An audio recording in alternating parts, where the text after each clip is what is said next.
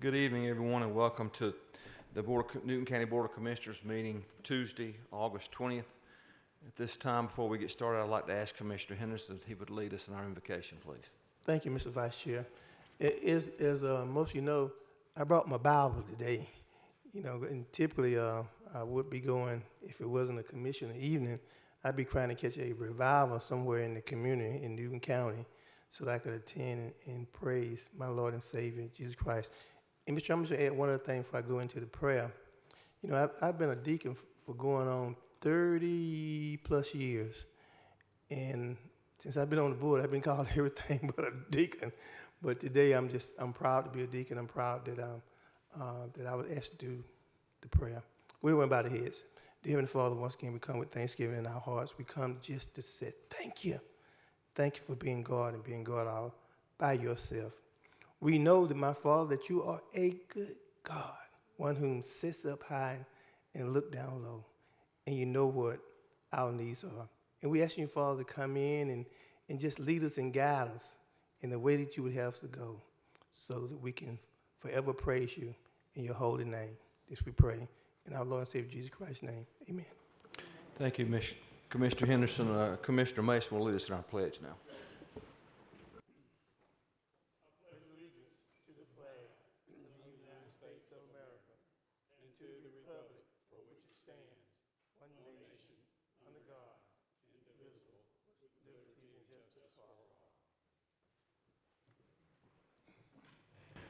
Thank you, Commissioner Mason. Before we get started, I would like to have everyone take just a few seconds and let's silence our cell phones, myself included. Thank you. With that, we've got quite an agenda tonight. So the board would appreciate anything that anyone could do to make this meeting more efficient. Okay, so let's try to use our time wisely and keep this moving as best we can. Thank you.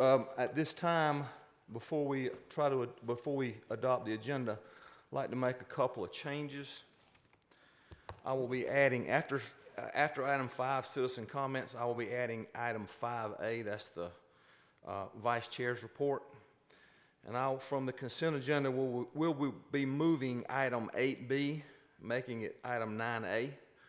We will be moving item 8D and making it item 9B. With that, I seek a motion to approve the agenda, please. So moved. Second. We have a motion and a second. Commissioner Henderson, second. Any discussion? Mr. Chairman, were you going to combine some of those? We are going to combine, my mistake, thank you, Commissioner Cowan. We will be combining also, let's see, that would be items 12, 13, 14, and 15 into one item. We'll be making that item 12.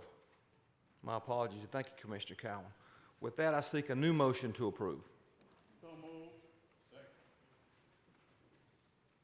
Any more discussion? All in favor? All against? Passes 5-0. Thank you.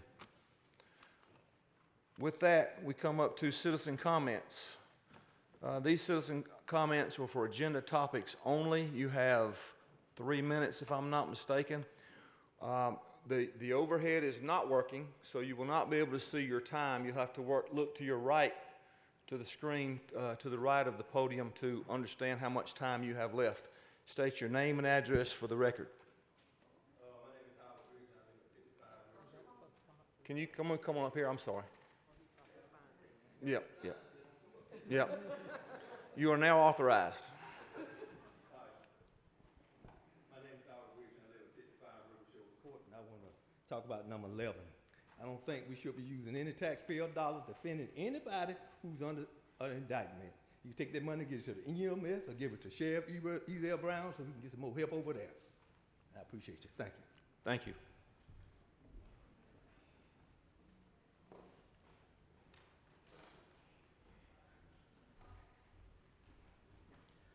Name is Dave Norton, 4357 Highway 142 in Newborn.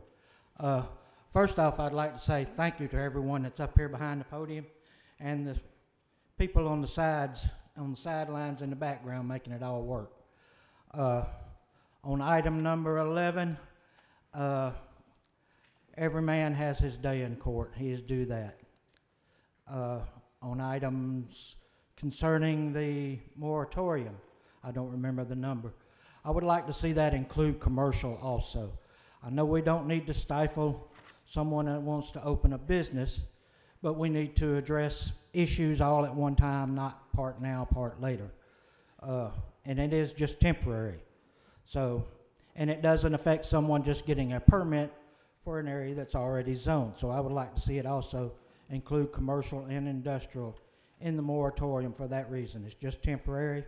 A year from now, we can lift the moratorium and move on, hopefully, in a better direction. Thank you. Thank you. Anyone else? State your name and address for the record, please. Cindy Barton, 35 Campbellton Trace. Want to address number 11. I feel like if you've done the crime, then you need to pay the dime. The citizens in this county shouldn't have to pay a defense fund for something that he committed. I feel like none of us received any of that $100,000 that he got for his house. So I don't feel like we need to pay for his defense fund. I also, 12, 13, 14, 15, any committee that he's on, I don't think he needs to be on it. I think he needs to be removed. It's just what I feel. Thank you. Thank you. Anyone else?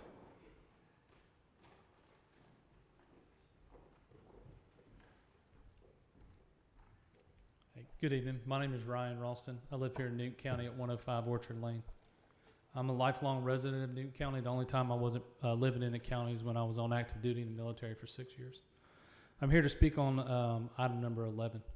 I'm a firm believer that everyone, including Chairman Baines, is innocent until proven guilty. I've dedicated the past 10 years of my life fighting to free the innocent incarcerated. I work for a nonprofit that does just that. With that said, however, I stand in opposition of any more of my tax dollars, or any tax dollars for that matter, going to fund his legal defense.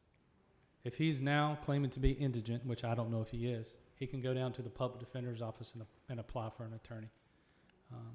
That's all I have to say about that. Thank you. Thank you. Anyone else?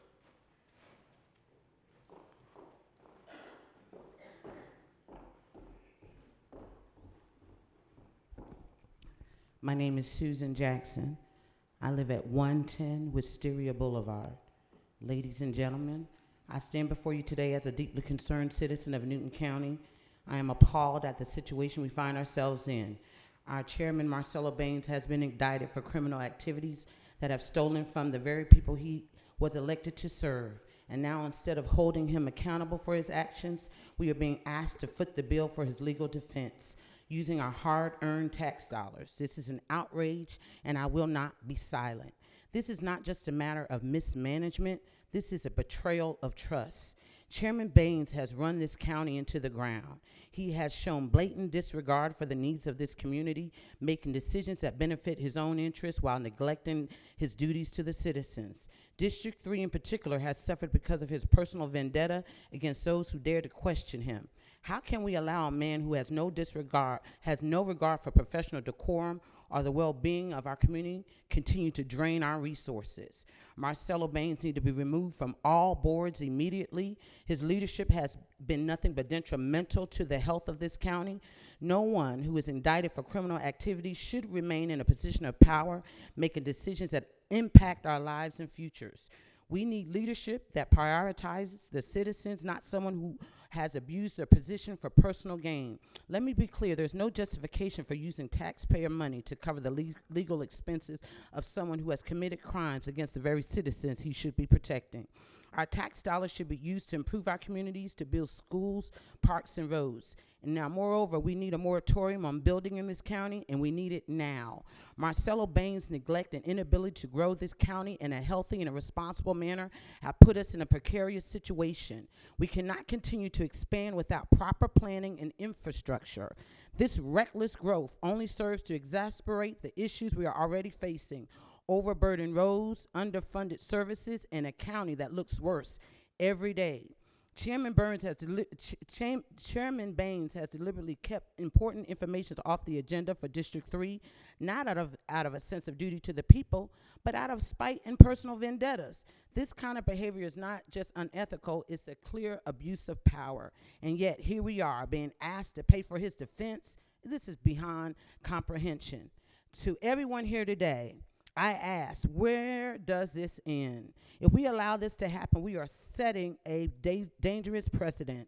We cannot and we must not allow our tax dollars to be used to shield corrupt leaders from the consequences of their own actions. Chairman Baines has betrayed the trust of the people. It is time for him to be held accountable and not bailed out by the people he very wronged.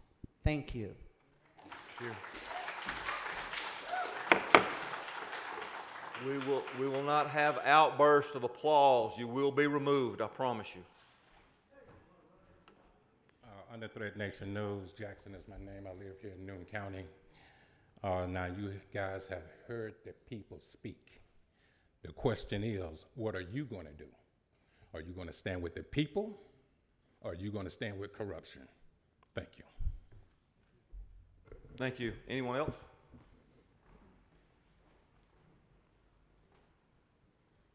State your name and address for the record, please.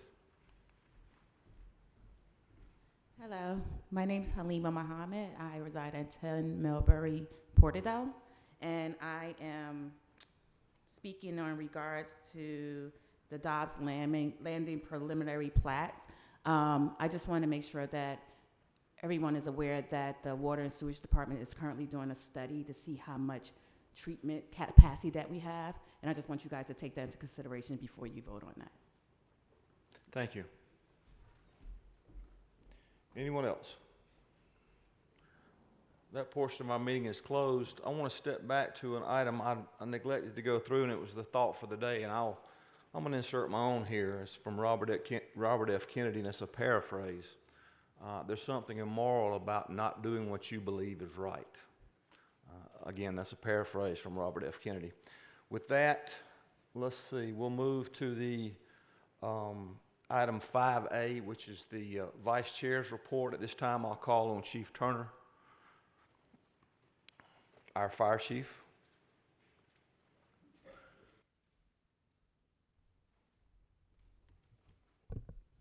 Thank you, Vice Chair, for lending me your time for this special recognition. And also thank you for the Board of Commissioners and your support since I've been employed at Newton County.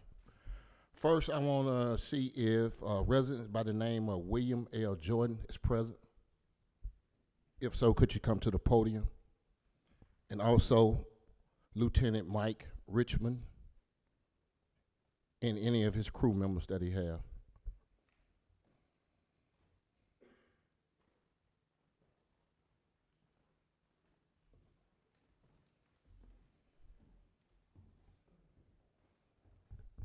First, I want to take this opportunity because we don't get a chance to recognize our sheroes and heroes of Newton County.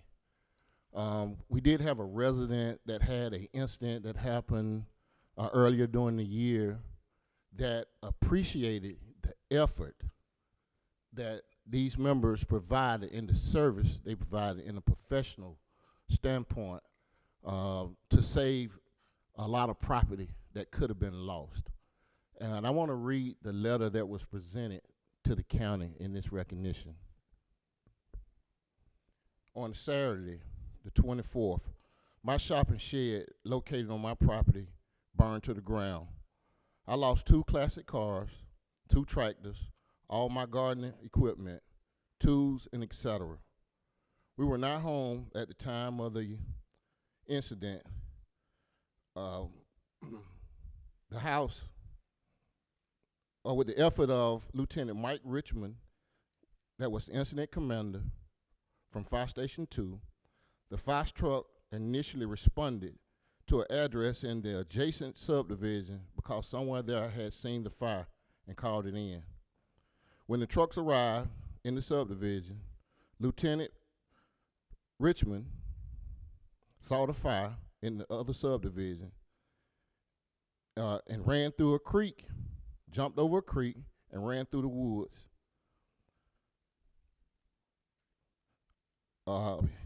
He approached the house. The shack was already burnt to the ground. It was 6 feet from my structure. With his action, he ran another 1/4 of a mile down the driveway to locate the truck, to advise the truck where to pull up in. As the truck turned into the driveway, they extinguished the fire and the trees and the vegetation. The burn area was then 6 feet of the house. I strongly suspected that without Mike's effort in getting the fire truck to the scene, our house would have also burned to the ground. While Mike may not be a hero in this sense, as he rescued people from burning buildings, he was unquestionable our hero that night. I am writing simply to thank Newton County Fire Department and to acknowledge Mike's role that night in saving our house. So I think that was very important for us to recognize Lieutenant Richmond and his crew in their darling effort in this incident. And we do have a small token of appreciation to show our appreciation.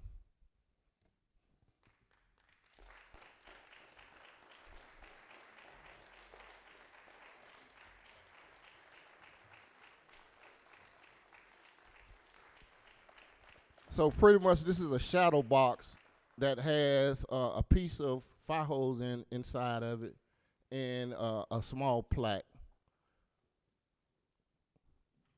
Do you want to have, you got anything to say? Just got put on the spot. I just want to say thank you to anyone who's involved in this recognition, and thank you, Chief Turner. That was a long night and a very interesting night, to say the least. Definitely a very difficult one for me as an incident commander, but everyone on scene did phenomenal, including my driver behind me, Engineer Jimmy Williams, and I just want to thank them, thank Station 2 crew and A-Shift and Newton County Fire Rescue. Thank you.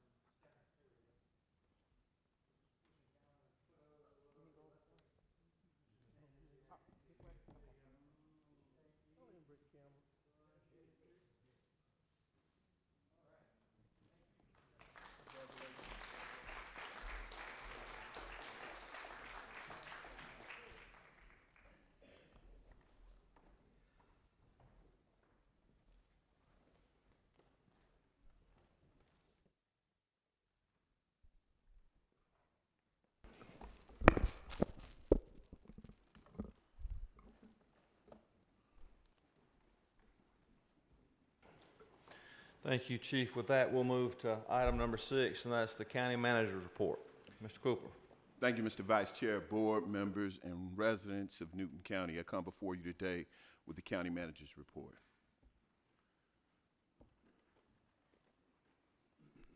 We're going to talk about the second P today, purpose, optimum service delivery. We just witnessed that through the fine efforts of the commander and his fire station team, so we salute them. But today we're going to talk about optimum service delivery. During the last board meeting, there was a transportation infrastructure, report. And we talked about the transportation projects that are in queue right now. There are 15 projects in queue.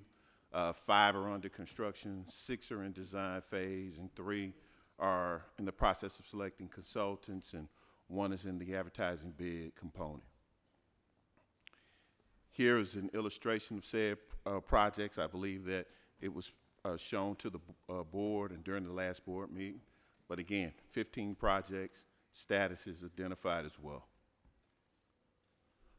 I bring this to the forefront because we, as a Public Works and Transportation Department, we're forward thinking right now in terms of projects that we need to look at.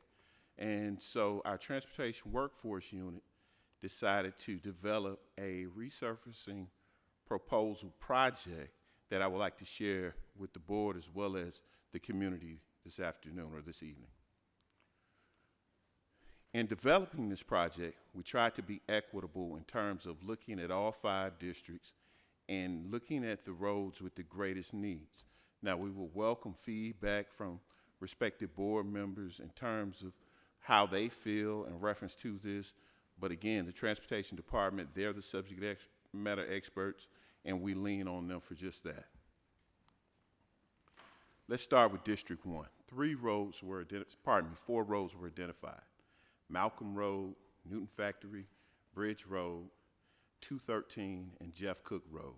When you look at the number of miles that are proposed to be resurfaced with all of them, the total miles would be just over 4 miles. And when you look at the description, we're talking about resurfacing said roads, and we're looking at just over $1.3 million in projected costs. When you look at District 2, our transportation SMEs felt Bethany Road, Smith Store Road, and Magnet Road needs resurfacing. When you look at the total miles that would be potentially resurfaced, just over 3.6, and again, that projected cost is 1.3 million. When you look at District 3, Kirkland Road has been identified, Macedonia Church Road, and Boswick and Ellerton roads have been identified.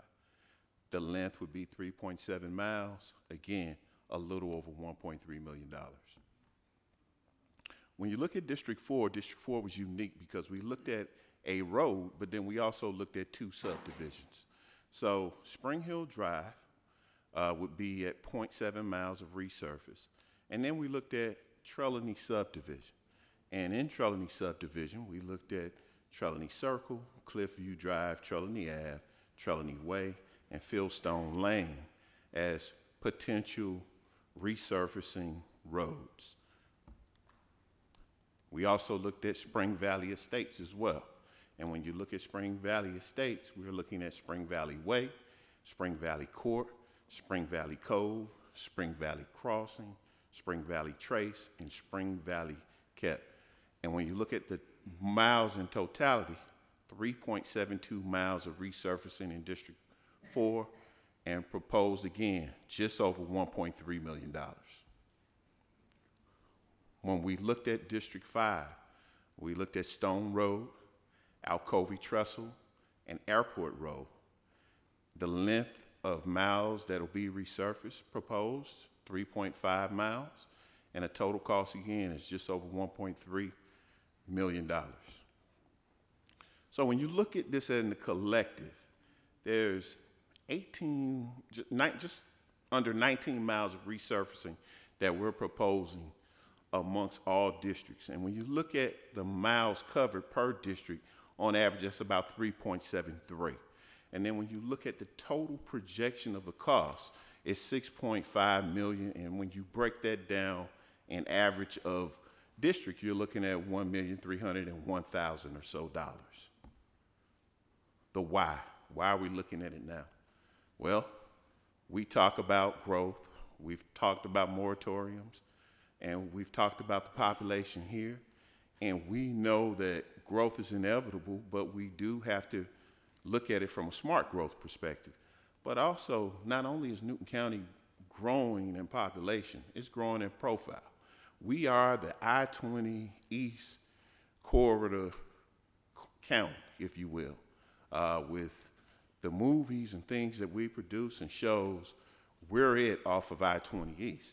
So when you look at our census data from 2020, we had just under 113,000 people within this county. That was just over 12,000 increase in population from the 2010 census. But when you look at the data now in real time, since 2020, we've had nearly 7,600 people move into this county, which is an estimated population of 120,000. So we need to do something in reference to our roads. Aside from the population, again, I'm going to go back to our profile.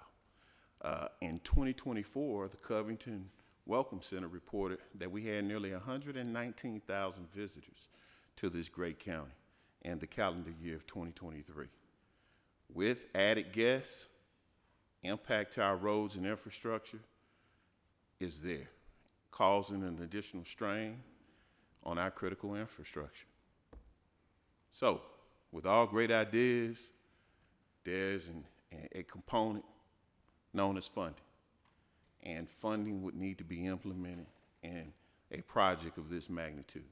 So I want to share this with the board as well as the residents of this community so that we can start thinking about collectively as a board and a government of what funding sources we could use to start said projects.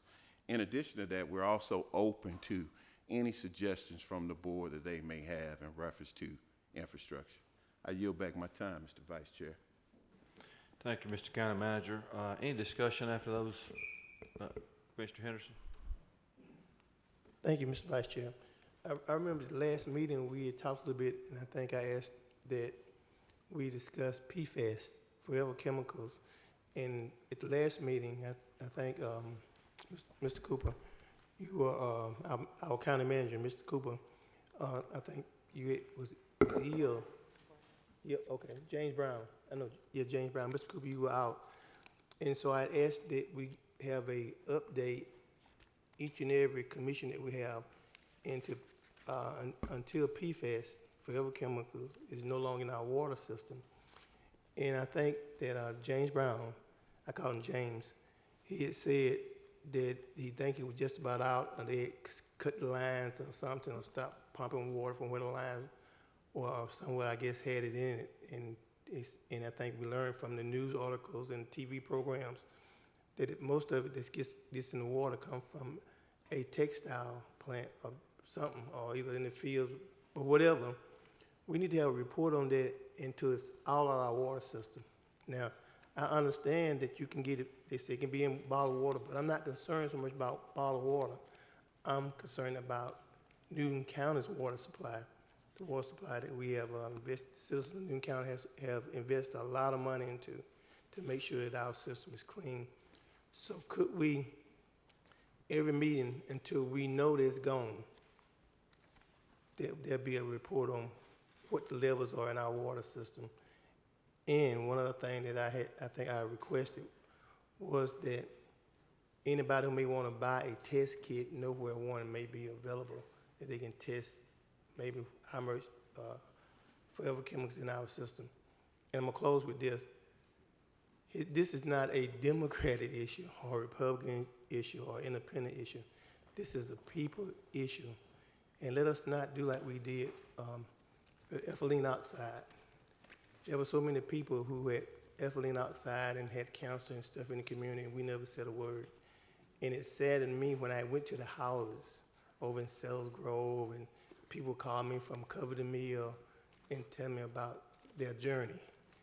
And so let us just kind of make sure that all people in Newton County are informed. And if the board wants to go out and get some kind of specialist or doctor or whatever kind of report, it's good. But we need to make sure that our people, our citizens, be informed of what's in our community. Thank you.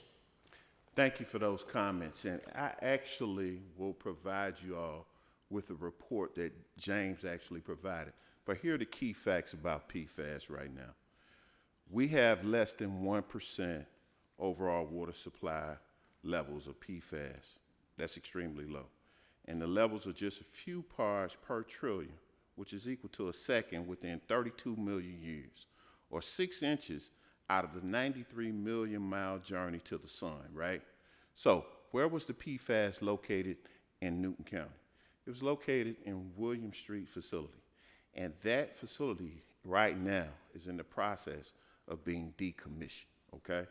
And that facility had less than, or provided less than 1% of our water supply.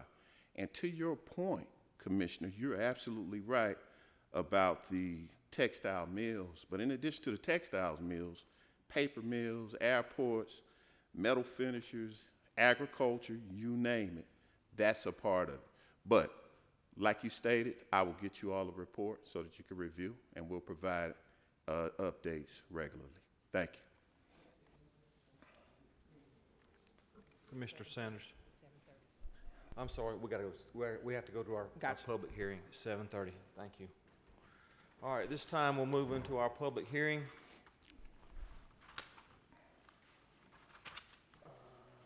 Ms. Shayna Applewhite, I'll turn it over to you. Thank you, Mr. Vice Chair. Good evening, Board of Commissioners. We just have 2 items this evening for zoning. Brian, you're going to advance the slides, or this doesn't work, right? No. You have to do. Okay, so our first item this evening is an appeal case. It is for the Dobbs Landing subdivision. It's APP 24-000005. The name of the appeal applicant is Inside Civil Engineering, Corey Guthrie, and the rep is Simon Bloom. The original case number would be the preliminary plat, which is PP 24-000006, and the original applicant was also Inside Civil Engineering. Property owner is 2 Packard Covington LLC, in care of 2 Capital Partners LLC. The address is at Crowell Road and Harold Dobbs Road, and there are 4 parcels included. The tax IDs are 25-38, 25-173, 25-174, and 26-25. The proposed use is a mixed-use residential and is going to have a civic and a commercial component with it. The existing zoning is R2, single-family residential, and it is in the Tier 2 Almond overlay. Watershed would be the Yellow River, and the character area is the established suburban core. And there's a little bit of the live-work character area in there as well. Density for the townhomes, so it is a mixed use with single family and townhomes. The density for the townhomes is 14.95 units per acre, and the single family would be at 6.74 units. And they're proposing 387 lots on 213.859 acres. And this is located in District 3. So those were the subject site statistics. And of course, the appeal request is to appeal the Planning Commission's decision to deny, the next slide, please, Brian. Yeah. To appeal the Planning Commission's decision to deny the preliminary plat extension, PP 24-000006 for the Dobbs Landing. And of course, the original request was to present the plat extension to the Planning Commission for the above subdivision. And just again, they were proposing 387 lots, and that would be a mixture of townhomes and single-family homes. Just a brief history: on 7/26/2022, the Planning Commission approved this preliminary plat for Dobbs Landing. And then on 6/25/2024, the Planning Commission denied the preliminary plat extension for Dobbs Landing. During the meeting in June of this year, on the 25th, there was opposition at the Planning Commission meeting, and the Planning Commission members expressed concern for traffic that the subdivision would produce. And they also expressed concern that they had not heard from the United States Army Corps of Engineers, that's the USAs, because they had not, at the time, hadn't approved the LDP. The next slide would be just the character areas. I wouldn't read through that. It is included in your packet. However, this is according to the comprehensive plan. The character areas that it's located in, you can advance the slide. It does accommodate for the mixed-use subdivision as well as the zonings that they have proposed here. They're also in the live-work corridor character area, which also accommodates the mixed use and the commercial uses that they are proposing. The preliminary plat analysis. next slide. And again, I won't read through all of this, but in 2021, this development originally came before the Board of Commissioners as a mixed-use development, and it also included a park on the eastern side of Crowell Road. And at that time, they had applied for an overlay tier change so that they can have that park as a part of the subdivision. And that was OTC 21-000001. And then in December of 2021, the Board of Commissioners, they denied the request for that change. So subsequently, the applicant revised their plat, and then they presented, they didn't include that part on Crowell Road on the eastern side, so they updated it to include the current preliminary plat that we have today.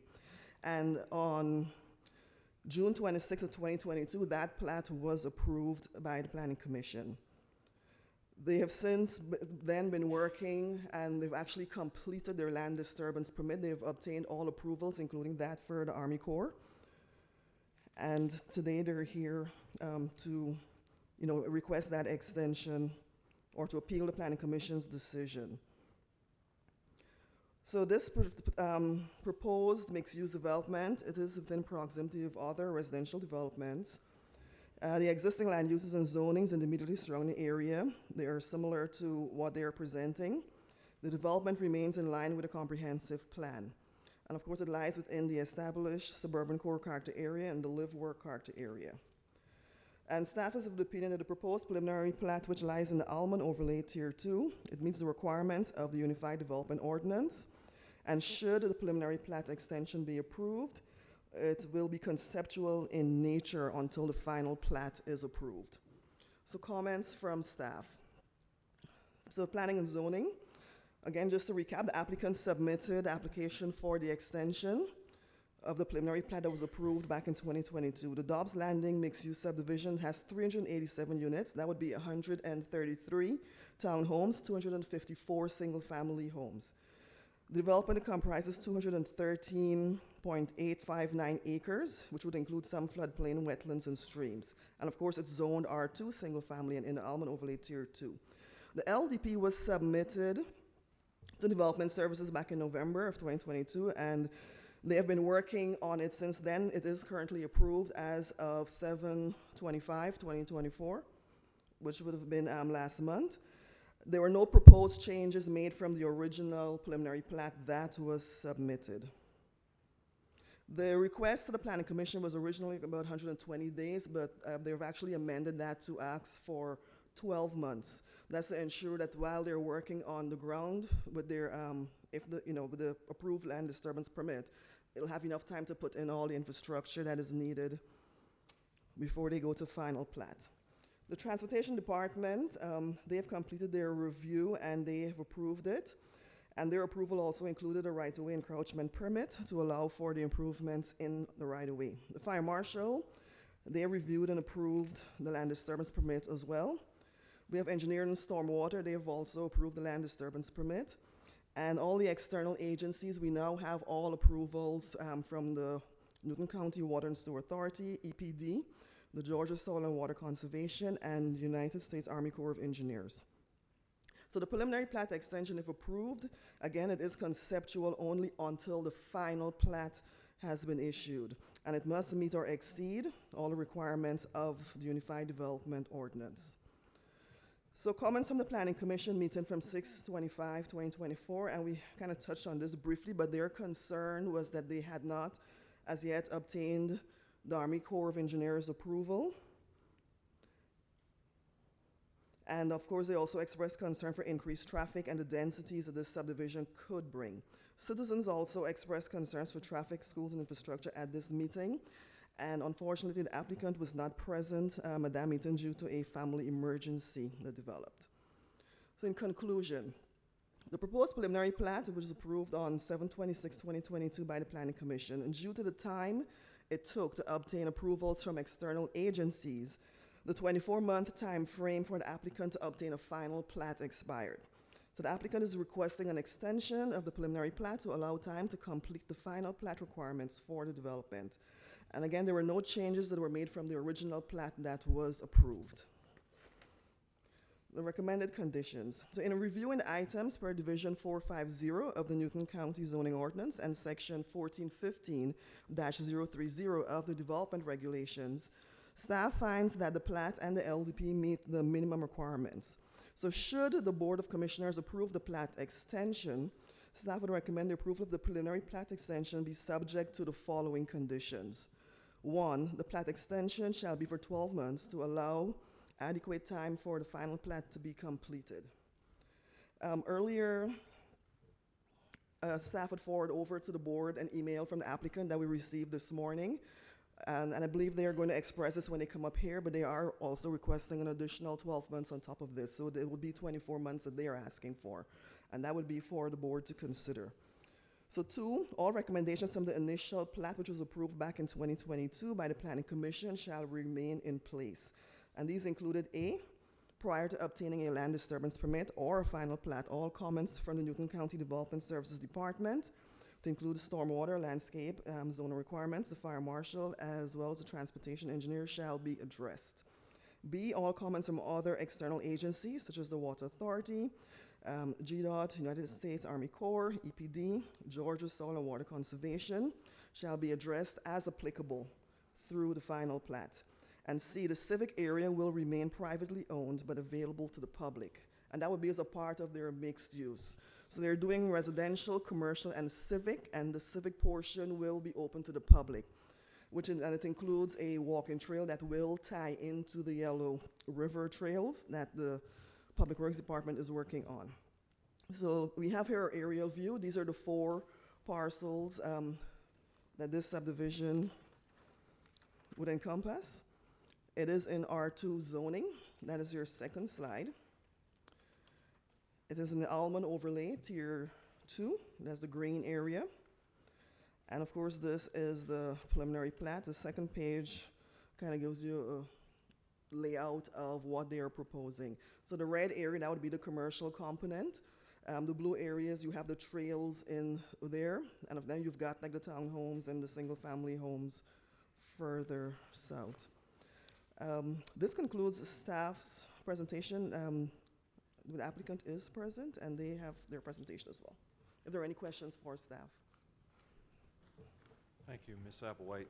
At this time, we'll have our public hearing, and we'll open it up for those who want to speak in favor, including the applicant. You have 10 minutes to do 10 minutes aggregate to do so. State your name and address for the record, please. Good evening, Mr. Vice Chair. Simon Bloom, 977 Ponce de Leon Avenue. Thank you, Ms. Applewhite. You did all the work I needed to do, and I appreciate your efforts. The keys here is this is a really narrow issue before the board. It's not a revisitation of the zoning. It's not a revisitation of the technical aspects of the project. It's simply whether we should have an extra 24 months to complete, to get to a submission of the final plat application or the final plat. That's the only issue before the board. And I appreciate the existence of the ordinance in the UDO, which is designed to move people along. Once you get the preliminary plat, the clock starts, and you should have 24 months to get things done. And for most projects, that's a pretty reasonable amount of time. But as you could see from the presentation, and I can go into as much detail or as little as you'd like, the project engineer is with me as well, Mr. Guthrie. But if you could, as you can see from the project, it's a much more complex project than simply throwing up 50 houses, which is why it has taken so long to get particularly the outside agencies over which we and you have no control to get their approvals, the revisions, and their responses all back. The good news is it's all done. All of it's been approved. All of it's been done. The Corps has been done. That was one of the Planning Commission's main concerns, was they didn't have an approval yet from the Army Corps of Engineers. That's been done as of July. The Corps has approved it. The other concern, which is a legitimate one, which is you have a Planning Commission meeting over a request for an extension and the applicant doesn't show up. I get that too.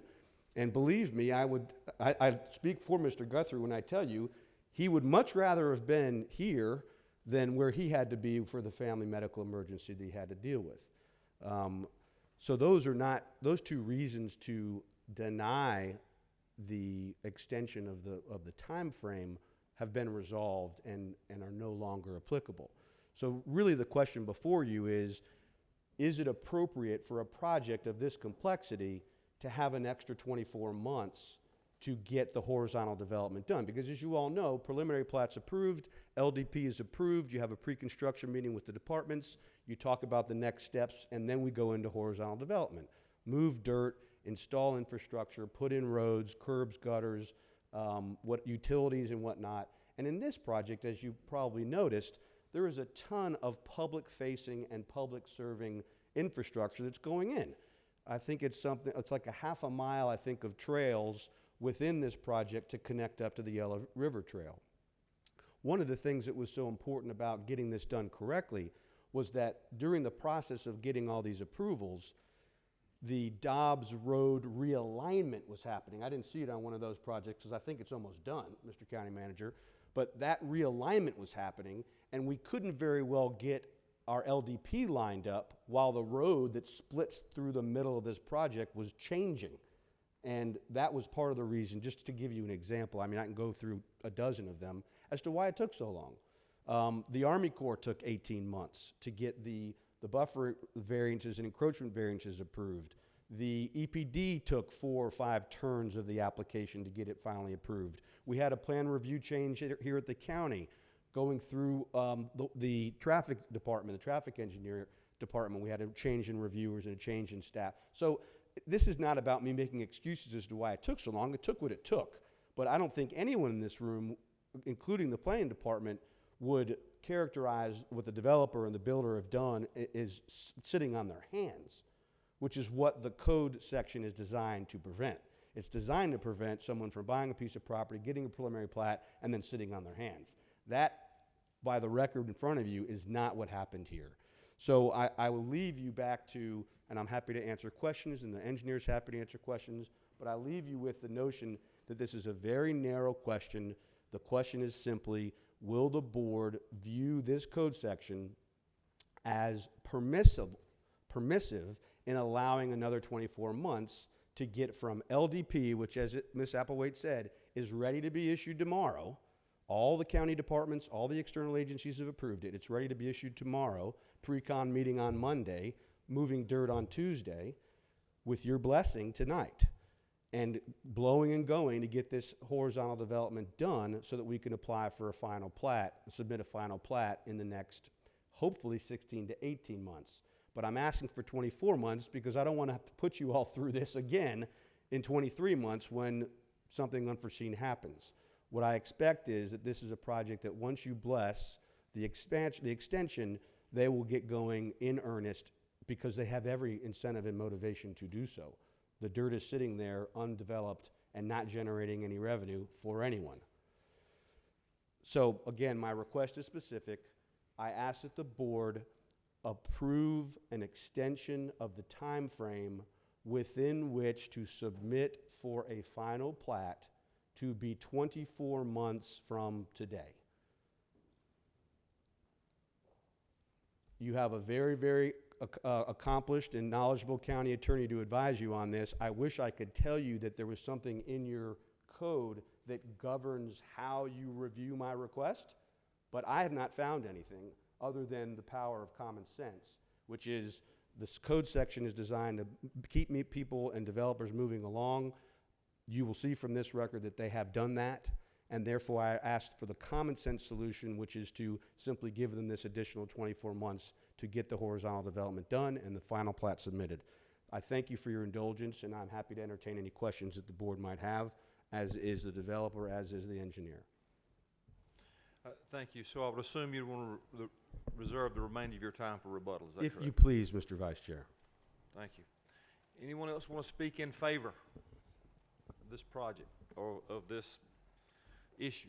Anyone else want to speak in favor? That portion of our meeting is closed. Anyone want to speak in opposition to this particular initiative or issue? You have 10 minutes to do so. Please state your name and address for the record. My name is Susan Jackson. I live at 110 Wisteria Boulevard. I'm going to say it maybe 3 times so you can hear me.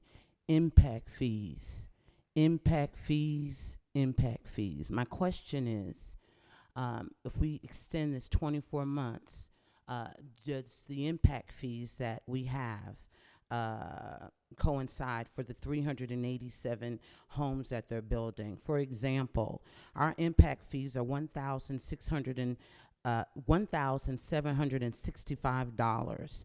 So with 387 homes being built, that's a total of $683,055.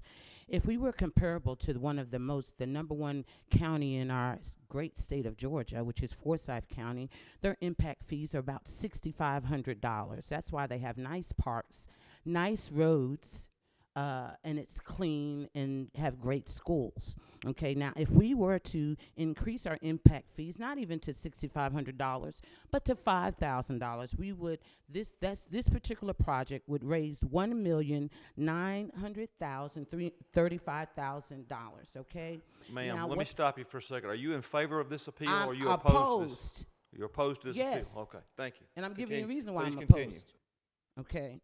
Because that's the reason why developers come into our county, because our impact fees are the lowest. There's 159 counties in Georgia. We are one of the lowest regarding impact fees. And also, our county has misused our impact fees for the last decade.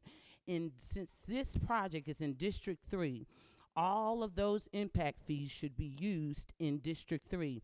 And impact fees are broken up into 4 categories: roads, libraries, our police, and other things. Now, I have open records requests. I've had them for the last decade, and our developers have not, the developers have paid them, but the county managers have not distributed those impact fees to the correct districts. They put them all in a general fund and say, this is how we're going to spend it. That's why certain districts lack certain things, because the money hasn't been used. So my question is to them, with the moratorium, can we increase our impact fees and make this developer pay for those impact fees because of the amount of people they're going to bring into that particular district, the strain on our roads, the strain on our schools, the strain on our police, the strain on our fire departments? That's where those impact fees go.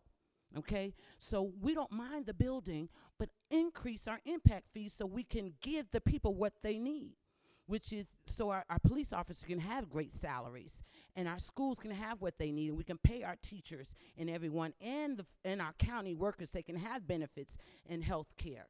That's all I have to say. Impact fees, impact fees, impact fees, impact fees, impact fees, and impact fees. Thank you, ma'am. Anyone else want to speak in opposition? State your name and address for the record, please.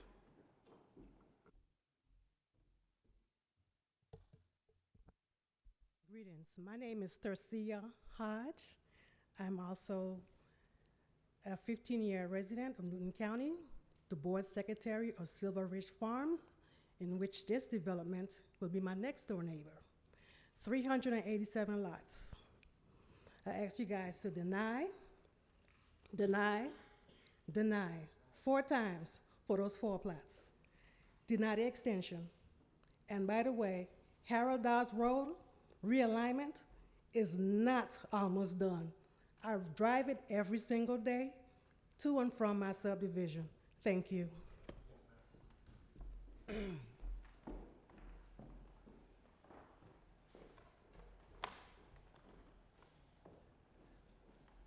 State your name and address for the record, please. Carolyn Woodward, Broadleaf Subdivision, District 3. As far as the promotions that are going on here, we talked in the last zoning meetings, and I want you guys to hear very clearly. We want a moratorium. Just because there's 300 and some odd units going in here doesn't mean that there's only 2 cars per unit. These are not family-friendly homes. These are not for children. So you can imagine 4 adults living in each unit very easily, especially since we've got multi-generational problems going on. We haven't even talked about what these are going to be renting for. But we said we want single-family homes. We want homes on 1 acre or more. We need homes for our young families that they need a dog, and a place for their dog to roam and their kids to play. We already did assessments based on the last conglomeration. We give you a 2-year extension. You're already sitting here beating us on the head saying, well, you said back in June 2 years ago that it was okay. Well, 2 years ago was 2 years ago. A lot of water has gone under this bridge. There are so many projects in the pipeline right now that we as citizens can't even keep up, okay? So I have to come here because I don't get a full agenda anytime, even though I've requested it multiple times. We get a skeleton agenda, and that's not enough for me to do my investigation. But I'll be here every time to tell you no more bloat, no more multifamily housing, no more condos, no more apartments, no 15-minute cities. We are on to it, and we say no. I don't care what Kemp says.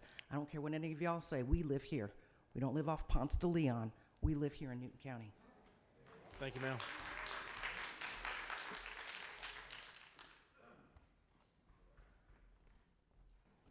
Good evening. I'm Sandra Hines. I am going to be the neighbor if you allow them to build. State your name and address. It's Sandra Hines, 30 Stream Glen. I'm Silver Ridge Farms subdivision president. Okay? We want you to deny it. If you don't live over there where we're living right now, traffic, we don't have enough police, we don't have enough public service, we don't have it's horrible, okay? But you have all these builders coming in, and my main thing that I need for you guys to understand, where's the moratorium? When are we gonna look at the zoning? When are we gonna revisit the zoning to change the zoning? Because that is the major problem here, okay? We have zoning that should have been changed years ago because of the population change here. So my vote, your vote should be no to extend this. They had enough time. He's talking about 2 years? No, it's time. Time is up, okay? Please vote no. Thank you.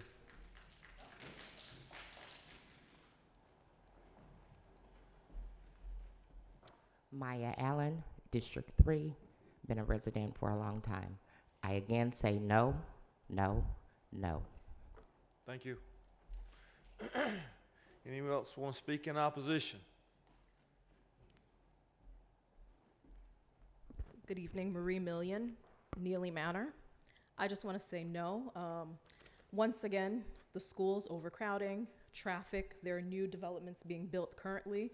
So even if a traffic study was done, it's already behind because even by Newton High School, we have 217 apartments going up. So this is the last thing that we need. And you have to also remember that that road won't be updated, Crowell Road won't be updated until 2040. So that's gonna have a major impact on traffic. So please vote this down, it's a no. The people here don't want it, and the fact that they're telling us that this park is gonna be benefiting us, if we're saying we don't want it, we don't want it. So it's a no for me. Thank you.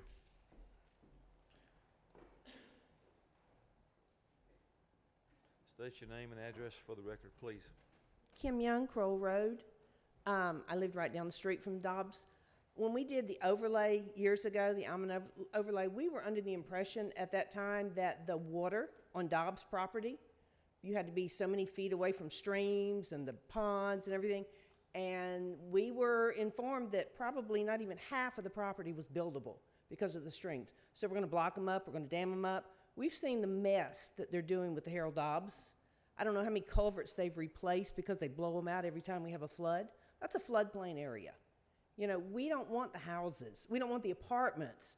My husband sat out the other day on Crowell Road, 10 minutes, 225 cars, 10 minutes.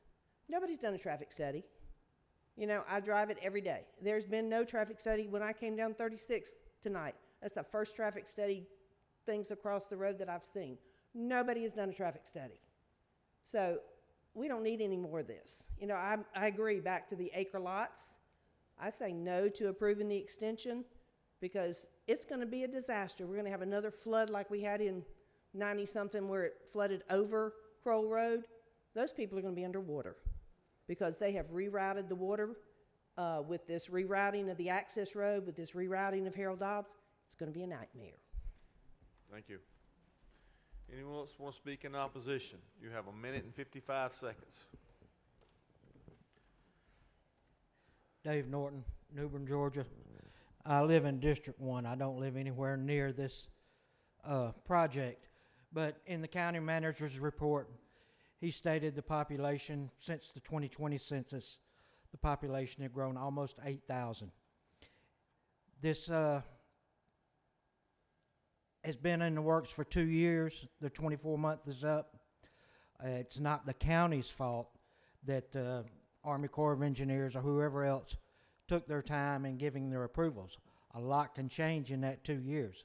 This process needs to start over so that it can be reviewed on today's circumstances. I'm opposed. Thank you. Thank you. Anyone else want to speak in opposition? You have 1 minute and 13 seconds. I'll be real quick.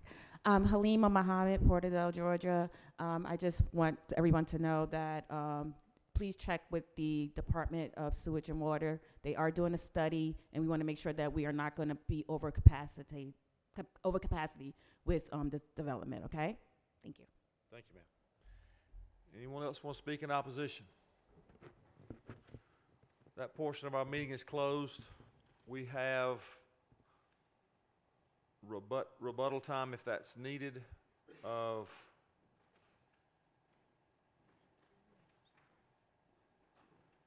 3 minutes and 44 seconds, almost 3:45 almost. Thank you, Mr. Vice Chair. Just a couple of things, just to make sure that we're crystal clear about the mission of the board for this particular issue. The mission is not to revisit the wisdom of the project's existence. The property has been zoned for the project.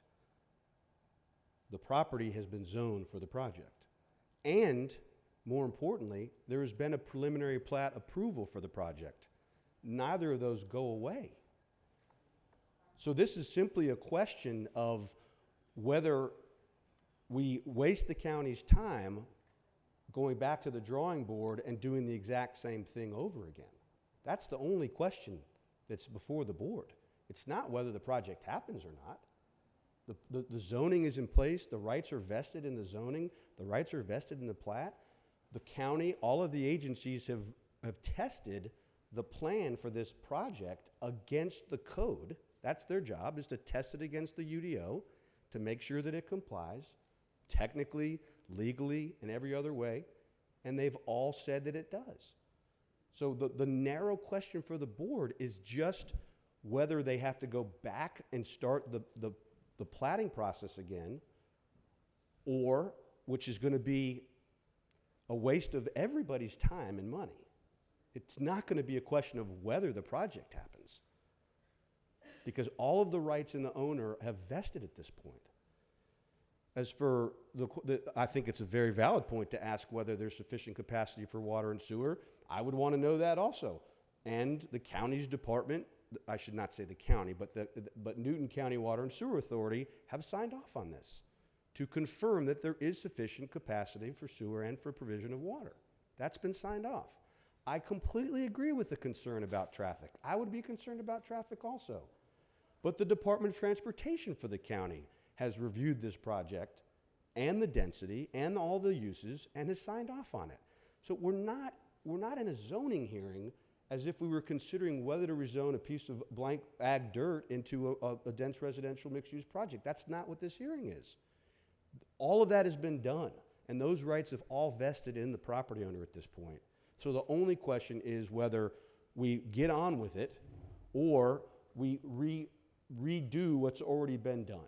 And that takes up Ms. Applewaite's department's time, all of the county manager's reports time, going back through the process again, which doesn't get anyone nor address any of the concerns that you've heard. It won't address a single one. None of them. Other than spending everybody's money on doing it again.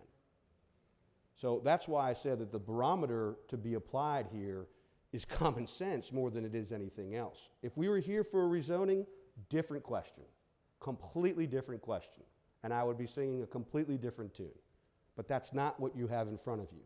The Planning Commission denied this extension because the applicant wasn't here, because he was dealing with a family medical emergency, and because the Corps hadn't provided its approval yet.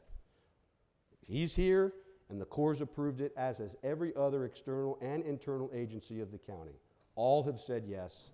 then the project is shovel-ready as we sit here today. I appreciate the board's indulgence and again ask for 24 months, which again is just to go from LDP issuance, pre-con meeting to submission of the final plat. That's all that's going to be done in that time frame. If you think that that is excessive, I'm sure that we would Thank you. be. That concludes our hearing. Thank you, Mr. Vice Chair. Thank you.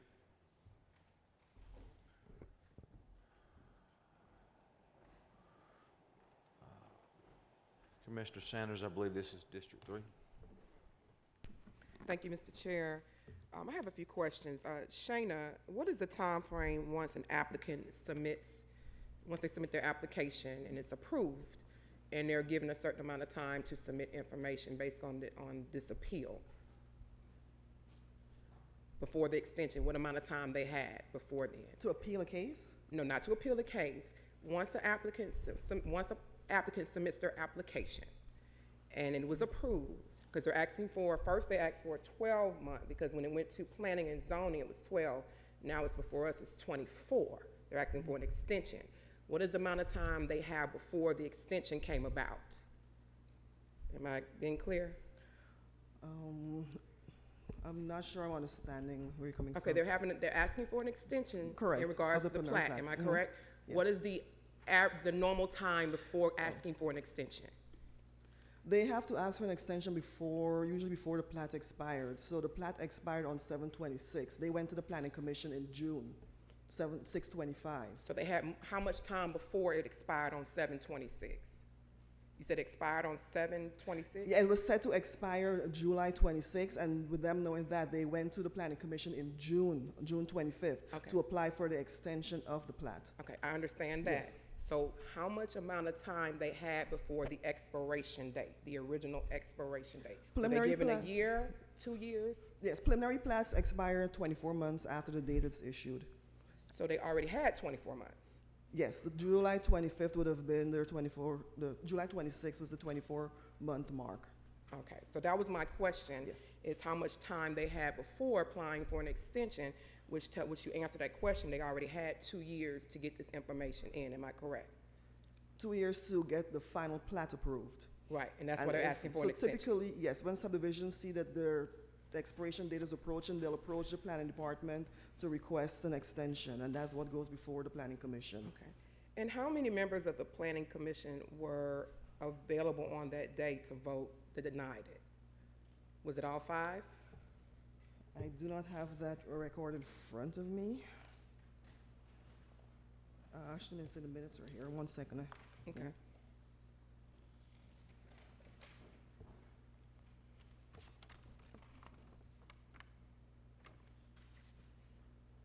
It was a motion 5-0. So 5 planning commissioners representing all districts denied it.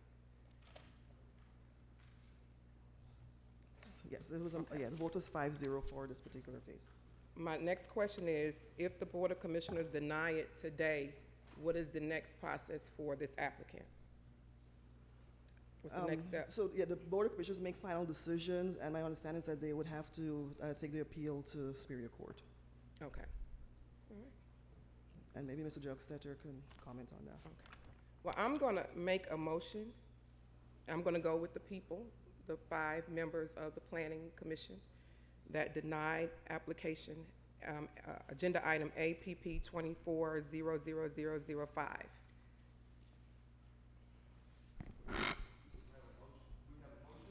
Do I have a second? Second. We have a motion and a second to deny. Is that correct, Ms. Sanders? Yes, sir. Any discussion? I have a question, Ms. Applewhite. So the yes or no to this appeal,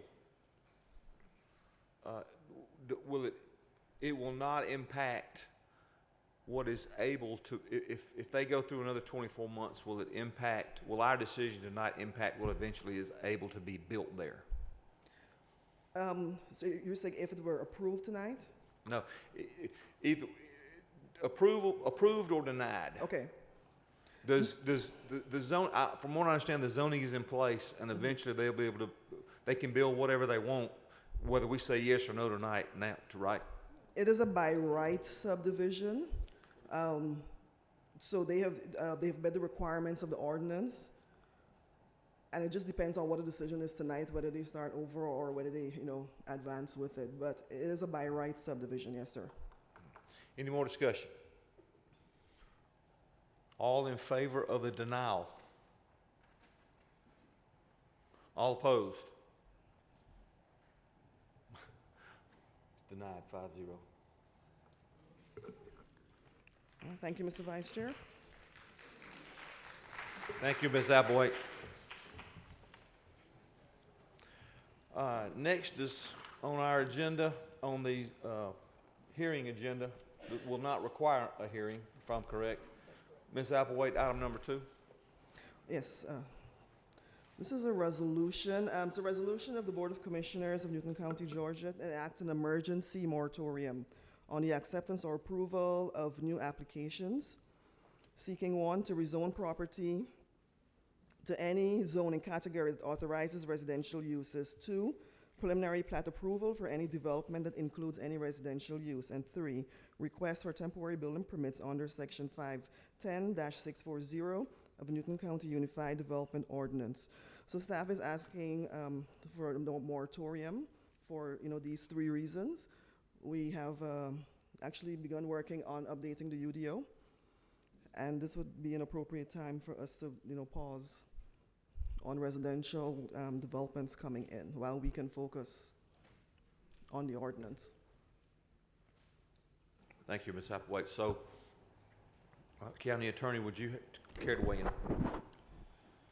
Mr. Vice Chair, I'd be happy to. So the proposed moratorium in front of you will impose a moratorium upon any rezoning to any category that includes a residential component. It would also impose a moratorium on the approval of any preliminary plats for any development that includes a residential use.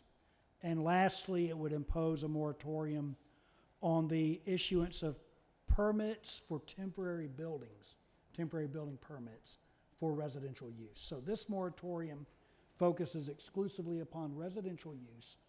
And the stated reason is to allow the Board of Commissioners a breathing opportunity to update your ordinances, primarily your zoning ordinances, to bring them into compliance with today's world. We frequently have instances where projects are presented that are permitted under a specific zoning category, even though by all accounts that specific zoning category is not acceptable, or the conditions permitted within that zoning category are not acceptable to the board or to the public at large. You have already begun embarking on the process of revising your zoning ordinance. Consultants have been retained. They have begun their work. If I'm not mistaken, they're going to make a presentation next month, I think. Yes, they go to the Planning Commission next Tuesday, and they're hoping to have an audience with the board in September. And the expectation is that that process will take the better part of 12 months or more. You all received the draft moratorium, and there are a couple of blanks in that require your answer, which is the duration of the moratorium. So if you choose to impose a moratorium, we would need included in a motion the term of that moratorium. Whether it be 6 months, 12 months, whatever, you can terminate it early. So if you make a 12-month moratorium, and by some stroke of magic or good luck, we get this thing done, we get a new zoning ordinance in 8 months, you could lift the moratorium when the zoning ordinance is approved. And what was the second issue? The duration was the first issue. 2 places we need to include the duration. Okay. Yeah, that's the only issue. Commissioner Sanders. So I hear you say about 6 to 12. We want to extend it to about 1.5 years or 2 years to make sure everything's in place. My recommendation would be you do it, you impose the moratorium for the shortest possible time to address your issues. You don't want to impose a moratorium for any time when it's not necessary. The purpose of a moratorium is you don't have any other option. And what I would recommend is consider a 12-month moratorium today. That does a couple of things. It lights a fire under staff. It lights a fire under staff to get the zoning ordinance done. and it also is a reasonable amount of time to get the zoning ordinance done. So I would recommend 12 months. If the zoning ordinance is not complete, if we start running up on a year from now, the zoning ordinance isn't ready, moratorium can come back to you to be extended. Commissioner Cowell.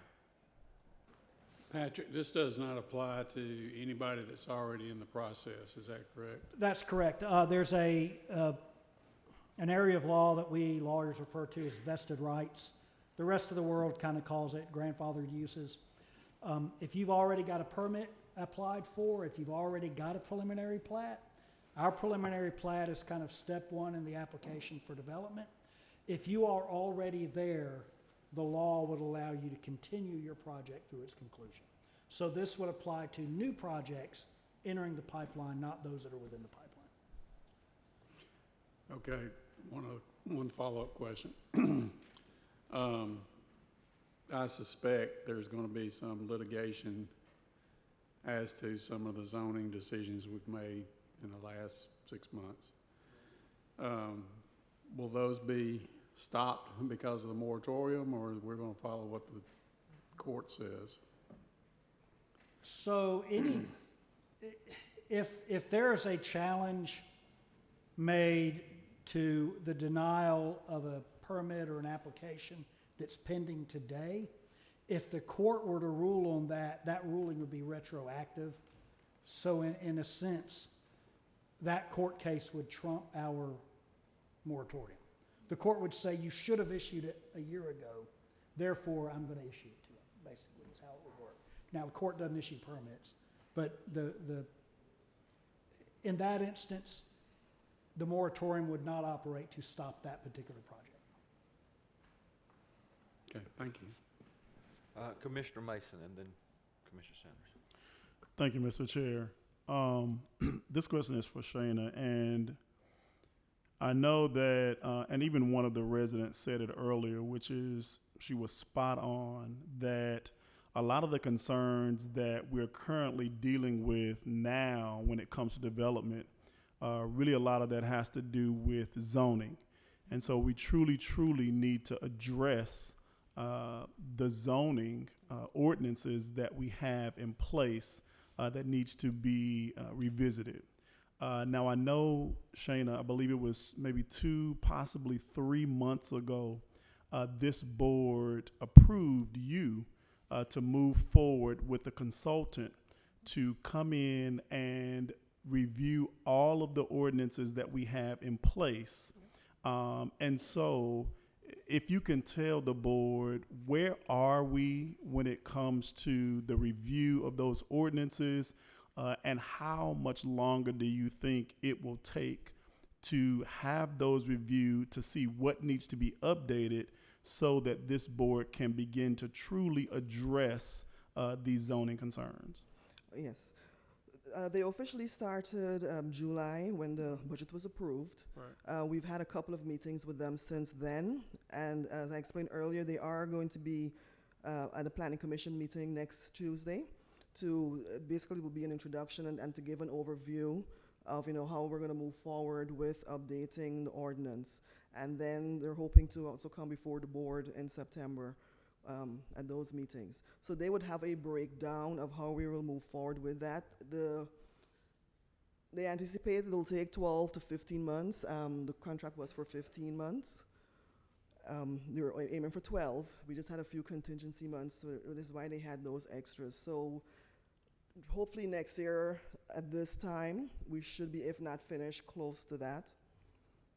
So if it's going to take until about next year for them to get finished, then this board will need time to actually review what their proposals are so that we can make some final decisions on how we need to reconstruct these ordinances, correct? Yes, it'll be an interactive process. We will have meetings in each district to begin with. They will, of course, be updating the board from time to time, so they will come before the board a few times before it's time for adoption. So it'll be kind of similar to the Planning Commission, where we had the public, they were involved in it. They had several, meetings before the board to give updates as we moved along. So, yes. And how long do you think that particular process will take with doing the district town halls and the district meetings to get the community involved to review or to explain those to the community? How long do you think that process will take? We are actually going to do those before the year end. We're going to at least get started with those meetings. Like I did for the comprehensive plan, I will let the board know, each commissioner know, available dates for the district for you to select from and a location. So that process is coming. And there's going to, and I know they're going to explain this when they get here, but there's going to be a interactive website where the public can comment and send us, their comments or their ideas, or their recommendations as well. So we're trying to make it as interactive as possible to get as much feedback as possible from the public, from stakeholders. There will be stakeholder interviews, steering committee. So it's going to be a full process. So it sounds like it's a possibility. It may take close to about 18 months, is what it sounds like. It's 12 to 15 is what we're contracted for. We're contracted for 15 months. So Okay, we're trying not to go over that. Yes, sir. Okay.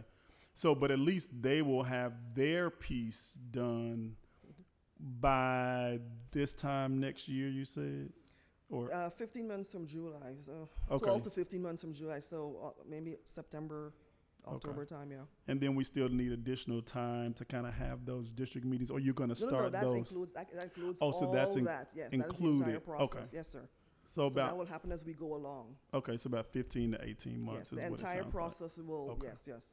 Okay. Before Thank you, Mr. Vice adoption. Chair. Yeah. Commissioner Sanders.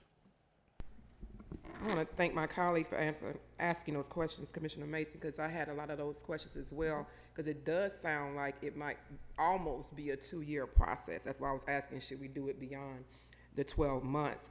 So I know we have to do public hearings when we're changing ordinances and zonings. Am I correct or am I incorrect on that? So is that portion included? Because I heard you say town halls, but I didn't hear about the amount of public hearings we have to have. Yes, every time they come before, well, not every time, but when they come before the board, we do have public hearings, where the public will have a chance to respond. But those will be scheduled as we go along. Okay. But the board will be updated as we go along. They'll be coming here before the board. Okay. And my last question is, how many applications do we have currently looking to build in Newton County? For preliminary plats? Yes. Currently, we have either pending, they've either submitted for their pre-application meeting, they've already submitted their plats, or they're already in the pipeline. We have 6 to 7 preliminary plats right now that are active, that are going through the review process. Do you happen to know where they are located? Do you have that information to know where they're proposing to build? So we have the Arbor subdivision that is on Brown Bridge Road, not far from the Walmart. And that has been in the pipeline. It was approved actually in the early 2000s. We have Conley Mill, which is on Highway 212. This particular subdivision, they're only doing 9 lots, and the majority of them, the lots are split between Jasper and Newton County. So they'll front in Jasper County. Okay. And the rear portion is in Newton, so they have to do plats in both counties. We also have a preliminary plat was submitted for Dynapace. This came before you for an annexation. They have revised their plans and resubmitted a preliminary plat, which is under review. The Dynapace is the 500 houses, right? Yes, they have reduced that to 380 630? now. It was close to 700 at the time of the annexation. That has been reduced to 380. But they have submitted their preliminary plat. We also have the Access Road Townhomes. This is adjacent to the Chamisa Park and adjacent to the Covington Creek Springs, but fronts on Access Road. Access Road in which district? It is going to be 3. Y'all killing us. I'm sorry. Sorry, Mr. Chair. And then we have another plat on Harold Dobbs, that road that was submitted. If you go closer to where Jack Neely and Harold Dobbs is, actually directly opposite Silver Ridge. Used to be a big farmland there. Yeah. They have submitted a preliminary plat as well. And how many homes there? How many? 222 proposed lots. There's a Salem Road mixed-use subdivision that is also submitted. This is at the corner of Kirkland and Salem Road. And I think there are like about 17 townhomes, and then they're doing commercial use as well. So they're doing a mixed-use district. And I think so those are the ones that we have. And I believe I've captured most of them. There may be one other or so, but those are the ones that are currently being processed, and they won't be affected by the moratorium. That's all my questions, Mr. Chair. All right, thank you. Any more questions or discussion? All right, what I'm going to ask is, if someone is going to make a motion to approve, the motion reads, motion to approve an emergency moratorium on residential rezonings and preliminary plats, and please state a time frame. I'll entertain that motion now.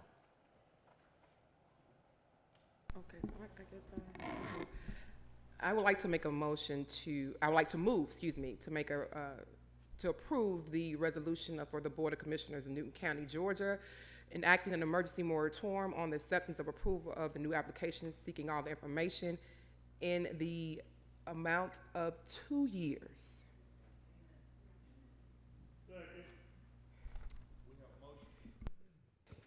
We have a motion and a second. Is there any discussion? Mr. Commissioner Henderson. Thank you. Thank you. And this is to the county attorney. And I guess to Ms. Applewhite too as well. Would that be, you think, a sufficient amount of time for this to be done? Or do we need more time?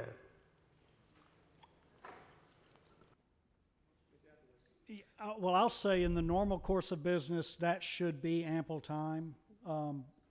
And I don't mean to punt a little bit, but, you know, if depending on how the expert or how the consultant's proposals are received by the board and the extent to which the board wants to make modifications of the public, you know, depending on public reaction, but that should be ample opportunity to provide to you a proposed new UDO. Thank you. All right. Commissioner Cowell. I'm okay with 2 years. What I want you to understand is that if the new zoning code is done in 16 months, I will be telling you to lift the moratorium at the 16 months. Because the basis for the moratorium is to fix your zoning ordinance. You can't fix your zoning ordinance and then leave the moratorium in place just for fun. You can't do that.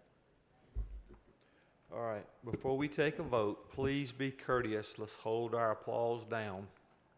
Please, I'm asking you kindly. Ms. Applewhite. Yes, I just need to add so that we have it on the record. There is the one last subdivision off of Pickett Bridge Road, and they're proposing 160 units. So those should be the 6 or 7. Thank you. All right, we have a motion and a second on the Commissioner Sanders, you want to say? Mr. Chair, I was going to ask her what area that was. That's all. By the Boy Scouts? Yeah. Yes, District 1, yes. We have a motion and a second. All in favor? All opposed? Passes 5-0. Thank you, Mr. Vice Chair. That concludes zoning for this afternoon. Thank you, Ms. Applewhite. Where would you click it? At this time, we will revert back to, that ends our public hearing session. This time, we will revert back to item, the county manager's report. I believe Commissioner Sanders was making comments. Well, kind of brought up another question too, because I know the chair and the county manager sets the agenda, and I was asking that question earlier. Is there a reason why we don't include the detailed information to the residents of Newton County on the agenda? Like because for instance, we get a whole agenda packet, and I get asked from residents, what is this resolution? I see it on the agenda, but they don't have a copy of the detailed information. Is there a reason why we don't include all that online for them to see as well. I don't know if necessarily a precedent was set one way or the other, but again, informed citizens, if they want to know the information, we have a capacity crowd here today. Patrick, do you have any insight on that in terms of the agendas and things of that nature? I can't speak to why it's done the way it's done today, or when that began, or what the decision-making process was. I can tell you it's among local governments, there's probably a fairly even split among those who provide the full agenda packet on a public portal or online, and those that only provide the agenda. I think it's, as much as anything else, it is a workflow decision to be made, and probably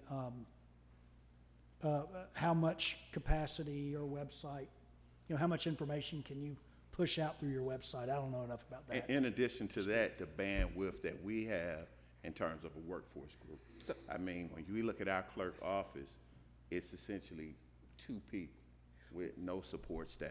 Well, so I don't, there's no precedent been set is what I'm saying. Well, basically it's a PDF file, so it's just uploading the same way it is uploading the agenda. So it shouldn't be an extension. It's a PDF file. But I was just wondering, was it something in regards to legalities or so? So now I found out it's not a legal issue, that we can just upload the document online. My other question was in regards to the Youth Commission. I know we kind of spoke on this through the commissions, but are we going to make an announcement to the public, because it's not on the county page, nor did it go through the county media, that we have opened the application for the Youth Commission? So when would that be done? Because I don't even have a actual flyer, because I know you told me I could submit that to people, but I don't have a flyer to give them that has all the structure information. Well, correct me if I'm wrong, last year it wasn't like we had flyers or anything. We did have a flyer last year. I think you created a flyer, No, right? I didn't. But if we did, that's fine. But again, you have the link, and you know the children and the citizens who are interested in it, but that's not a problem. We can create a flyer and get it out on our distribution list. It's not a problem. Yeah, because I wasn't voted in as communication, so that's why I was saying that's part of the communication department. Thank you so much. Thank you. Commissioner Henderson. I just want to finish the, I guess the end of the conversation concerning favorable chemicals. And I think when we stopped off on it, I think you were saying there was Commissioner Henderson, hold on one second. Could we keep the mumbling down, please? I have ADD. I have a hard enough time paying attention as it is. Please stop the talking. If I pinpoint you, you're going to be taken out of here. Thank you. Mr. Henderson, go ahead. We were talking about the Forever Chemicals at William Street. And I've been a former City of Covington employee for about 24 years, and I knew that William Street mostly fed water was sent to the city in Covington, because I remember at the one of the meetings that you attended, and so my good friend Miss Fleta Baggett and Mike Hopkins and et cetera, and some more people came, was saying, well, don't worry about it. Said, it's just a little bit, and but there shouldn't be any in our water system. And I think we should have a regular update as far as the PFAS that's in our system. It is a carcinogen, and it does cause cancer and other stuff. And for it to be in our water system, now I know I know we're going to close it down. At least that's what I'm hoping. William Street, but it hasn't been closed down, and there is some PFAS in the water, and the people need to know. And one last thing I just want to say, that plant been there probably before I was born, and I'm of an age myself. So how many years? Happy belated birthday, by the way. Well, thank you. So how many years have that being in our water system? And at the very least, for the citizens of Newton County, those who may want to test for whether PFAS coming out of the bottled water we drink or from the actual water system that we have in Newton County, there should be a test available so that they can kind of monitor their BOC system and see how much is in there. Because if you listen to any report on any TV station, information you can dial up on the web, it tells you that it's been out there and nobody been even talking about it. And so, you know, we need to know, people need to know, and as soon as we can get it, that all of it out of our water system, they need to know that too. And so that's why I had asked for last meeting a regular report from the county's manager, from the county manager, James was here, James Brown, that we have a regular report as far as seeing where we're at, as far as the amount of PFAS per trillions or however that's in our water system, so that people will know. Understood. Thank you. Thank you, Commissioner Henderson. So let me just say, Mr. Cooper, that a monthly report giving us our average levels and progress on decommissioning William Street, and then our levels relative to maybe a couple other states, and then let's move forward with a report like that if we can, to, you know, at the request of Commissioner Henderson. Let's see if we can just have something monthly in our packet. Maybe it doesn't have to be addressed every meeting, but it can be in our packet so we can at least see it. Yes, sir. Excuse me, just want to say something quick. It's in the state of Georgia. It's not in another state. It's here. And a lot of counties are experiencing the same thing, and they are talking about it, getting reports on it, so that the citizens will know. That's all. Thank you. All right, that moves us to item number 7. We have no unfinished business. Item number 8 is the consent agenda, minus items that 8B, which is now 9A, and item 8D, which is now item 9B. So with that, I seek a motion to approve the consent agenda. So moved. I have a motion and a second. Any discussion? All in favor? All opposed? 5-0. Thank you. All right, that takes us to 9A.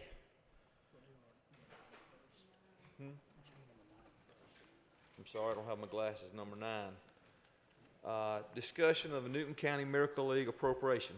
If we have Mr. Mike Hopkins here tonight, if he would, please.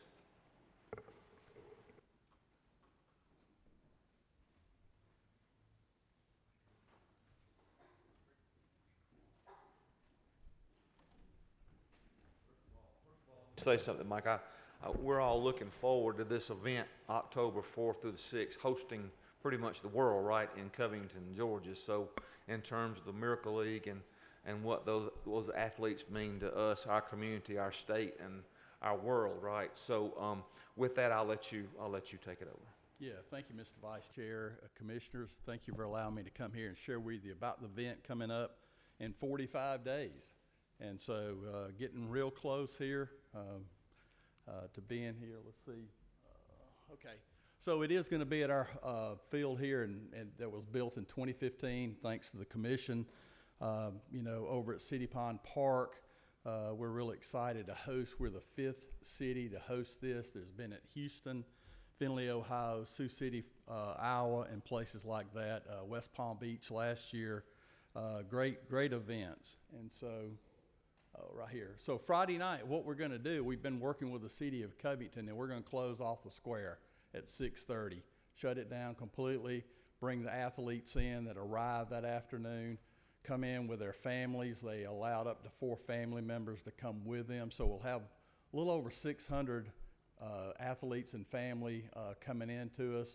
We're going to have a parade. We're going to have street vendors, video games, live band, dinner, food trucks, and also first ever Newton County a drone show. No fireworks because of special needs and some of the issues there with sound issues. And so we're really going to put on a great show, and what we really need is for the community to come out, because the one thing these athletes like, what all athletes like, is attention, and they like to be loved on. And so we want to show our community spirit here in Covington and Newton County to come out and support this event from 6:30 to about 9:30 on Friday night. I do know that this the start of fall break, and also Georgia plays Auburn the next day, Saturday, in Athens. So, but you know, if you really want to come see a special event, come see us here. Come out and join us. Saturday's a full day of playing games, and so we've got 5 games listed. They play 2 innings. This is where it's really important for everybody to come out, and I would invite any and everybody here. We get a lot of requests for volunteers. We've got a lot of things lined up, got some key people in those positions, but people keep asking, what can they do? Come watch a ball game.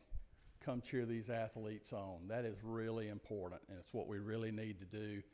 With everything going on in the fall, we really would like to see people turn out for the games at City Pond Park. Show your support. You know, we've had some donations, volunteer, attend the games. Again, just what I've gone over here. So here's the list. It's a little blurry, sorry about that. But we've had 34 industries and businesses in Newton County and outside, including the Atlanta Braves, sponsor this event. This is an expensive event. Once the district gets the athletes here, we put them up in hotels. We feed them and their families for the weekend.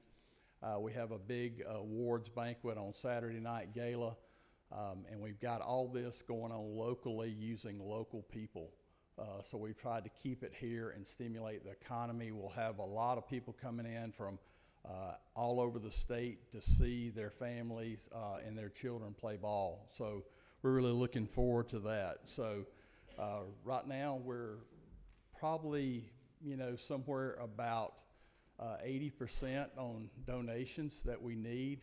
We like a little bit more left in order to fully fund this event. And but right now, almost all of these are businesses and industry, and so we haven't been asked.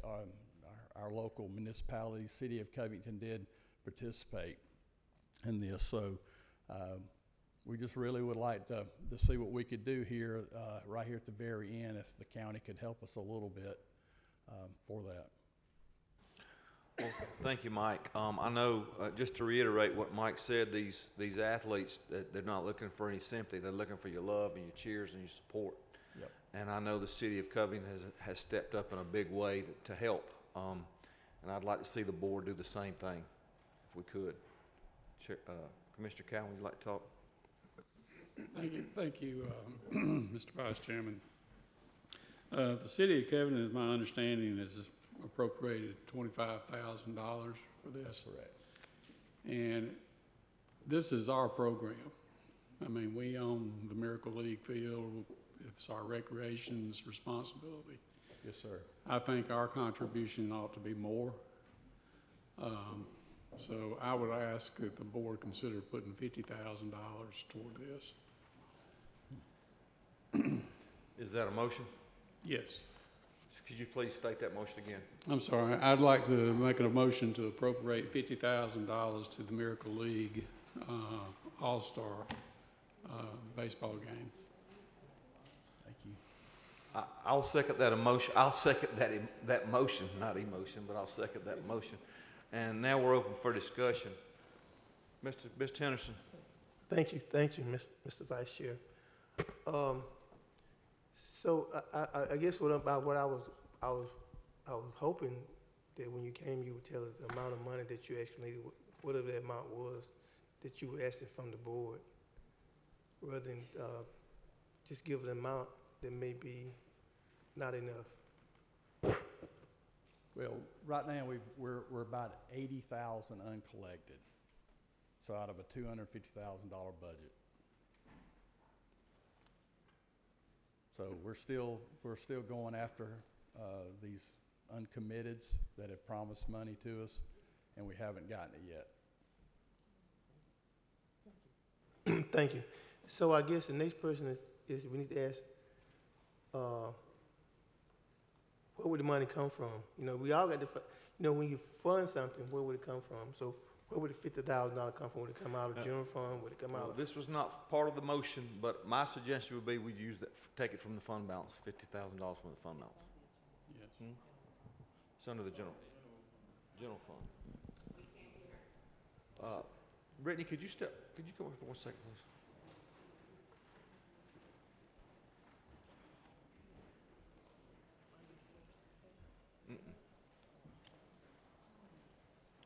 Oh, okay.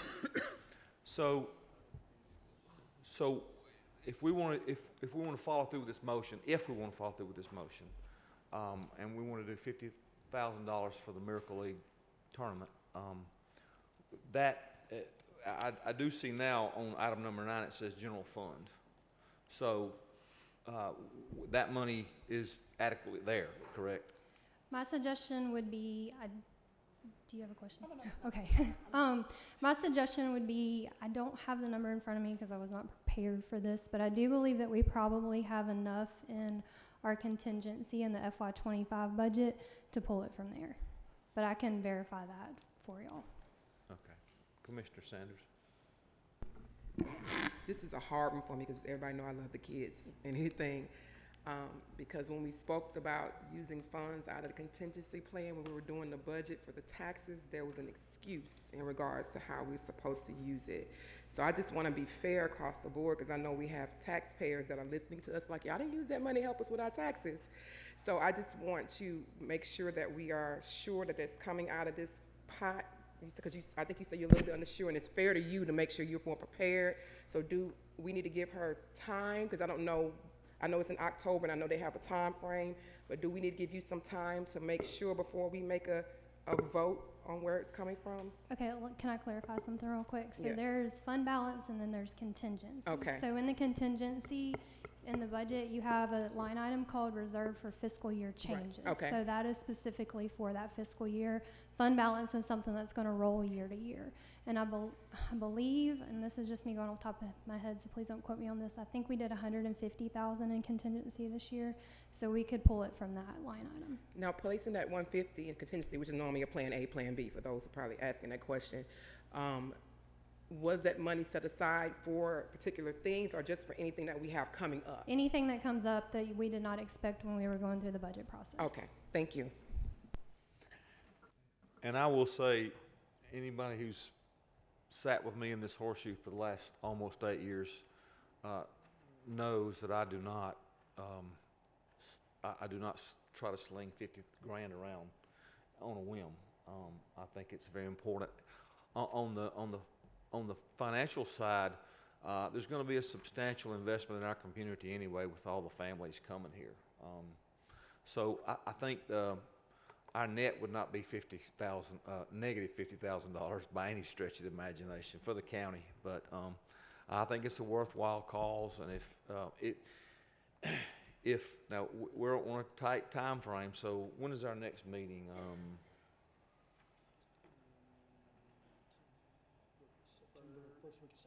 Okay, but if Brittany's comfortable, I'm comfortable. So we have a motion and a second.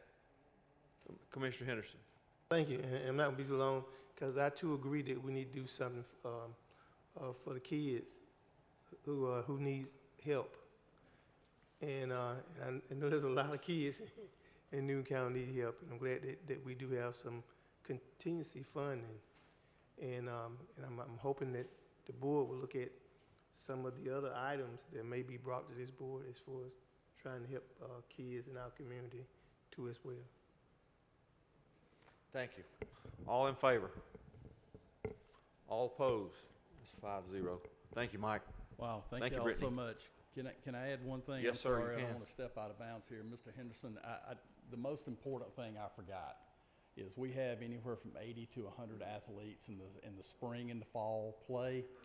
They're going to be invited to this with their families on Friday and provided food and part of the whole process, the all-star process. And then also when the athletes that come in from all across the country on Saturday, on Sunday afternoon, we're going to play ball with our athletes and love on them and treat them as the all-stars that they are. So this money is going to fund ice creams, slushies, all kind of stuff for them too. So they're included.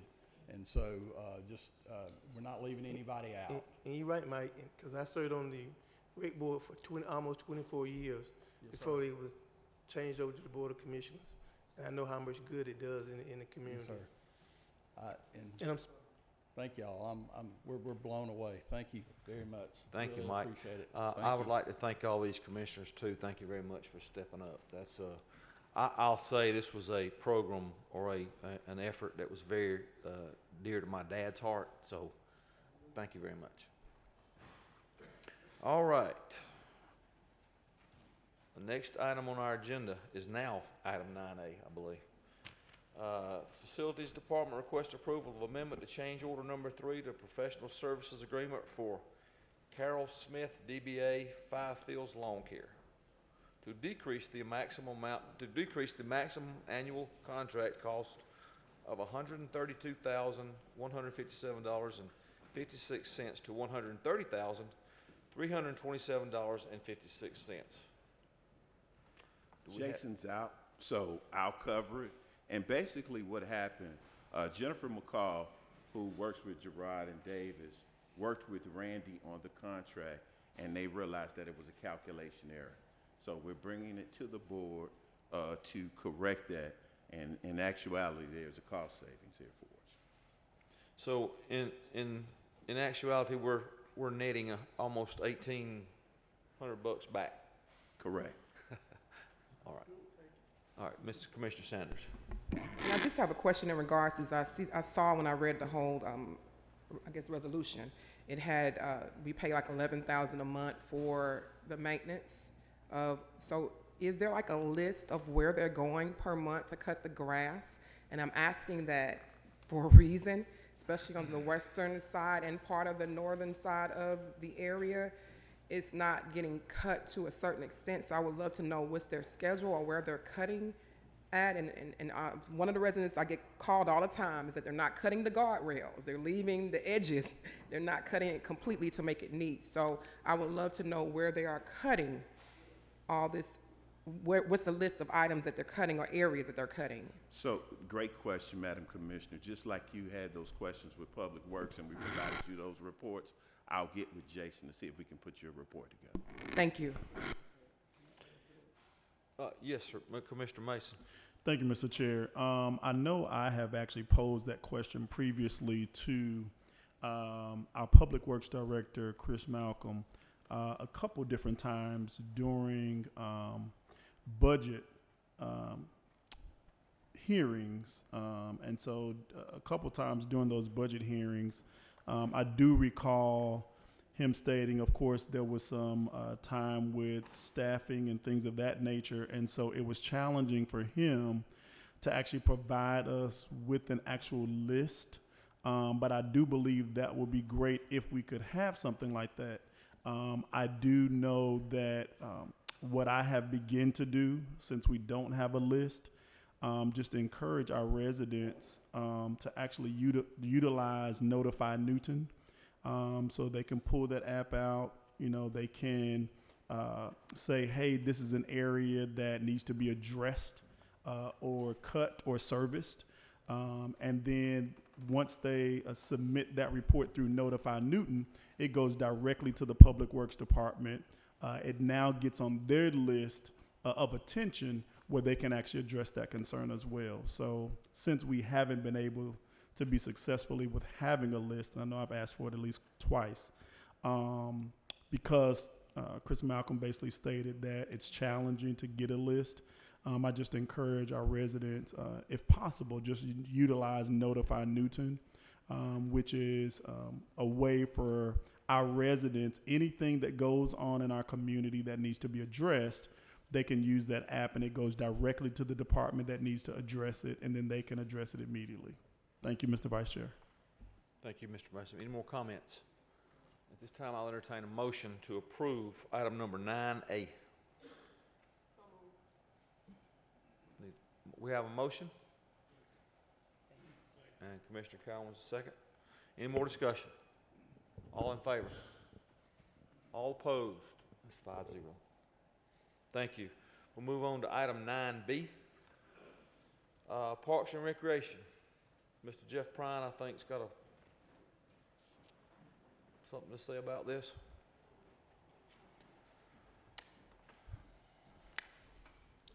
Good evening. As part of the as everybody knows, Spring Hill Park is now in operation, and as part of any kind of new park, there's a shakedown period where we're learning about things that we need to kind of tweak. This is an opportunity where we want to change the security system of the gate that will give them a system that will allow them to lock it remotely and open it remotely as well.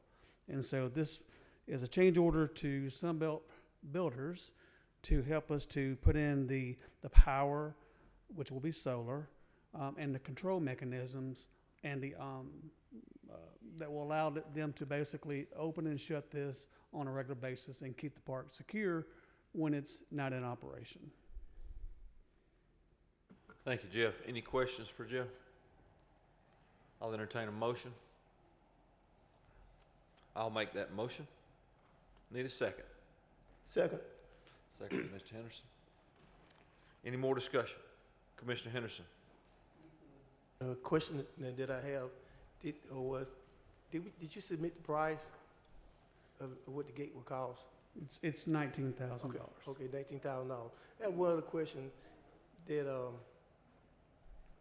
I wanted to ask maybe too, who would be the person would have, I like to think in terms of a key, but to enter it back and forth or the combination of whatever it may take to get there.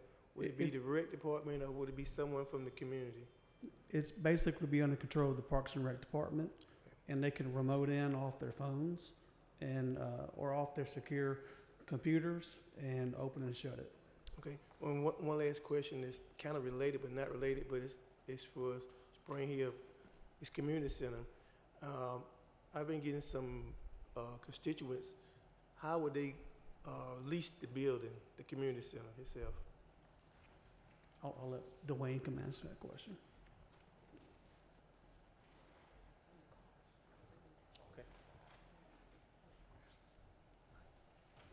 So, Commissioner, we're doing that just like Turner Lake. They just call the office, and whatever date, naturally they won't, we'll check and make sure it's available. Okay. And and right now, as far as like the gate goes, Edge North Martin lives right there at the park, and he works part-time with us. So right now, 7 days a week, he's going over and locking the gate. So this will help with that part. So he's not tied up every night having to lock gates. But so they can call the office on the pavilion and also the community center also. Okay. One last question. What's the cost to lease the building? It's $300, and that's from 8 in the morning till 9 at night. It's a $250 deposit, but they get the deposit back, once everything's cleaned and everything. So they get that back. Thank you. Yes, sir. Thank you. We have a motion and a second. Any more discussion? All in favor? All opposed? That's 5-0. Thank you, Jeff. Thank you. All right, item number 10. We'll call Miss Brittany back up here.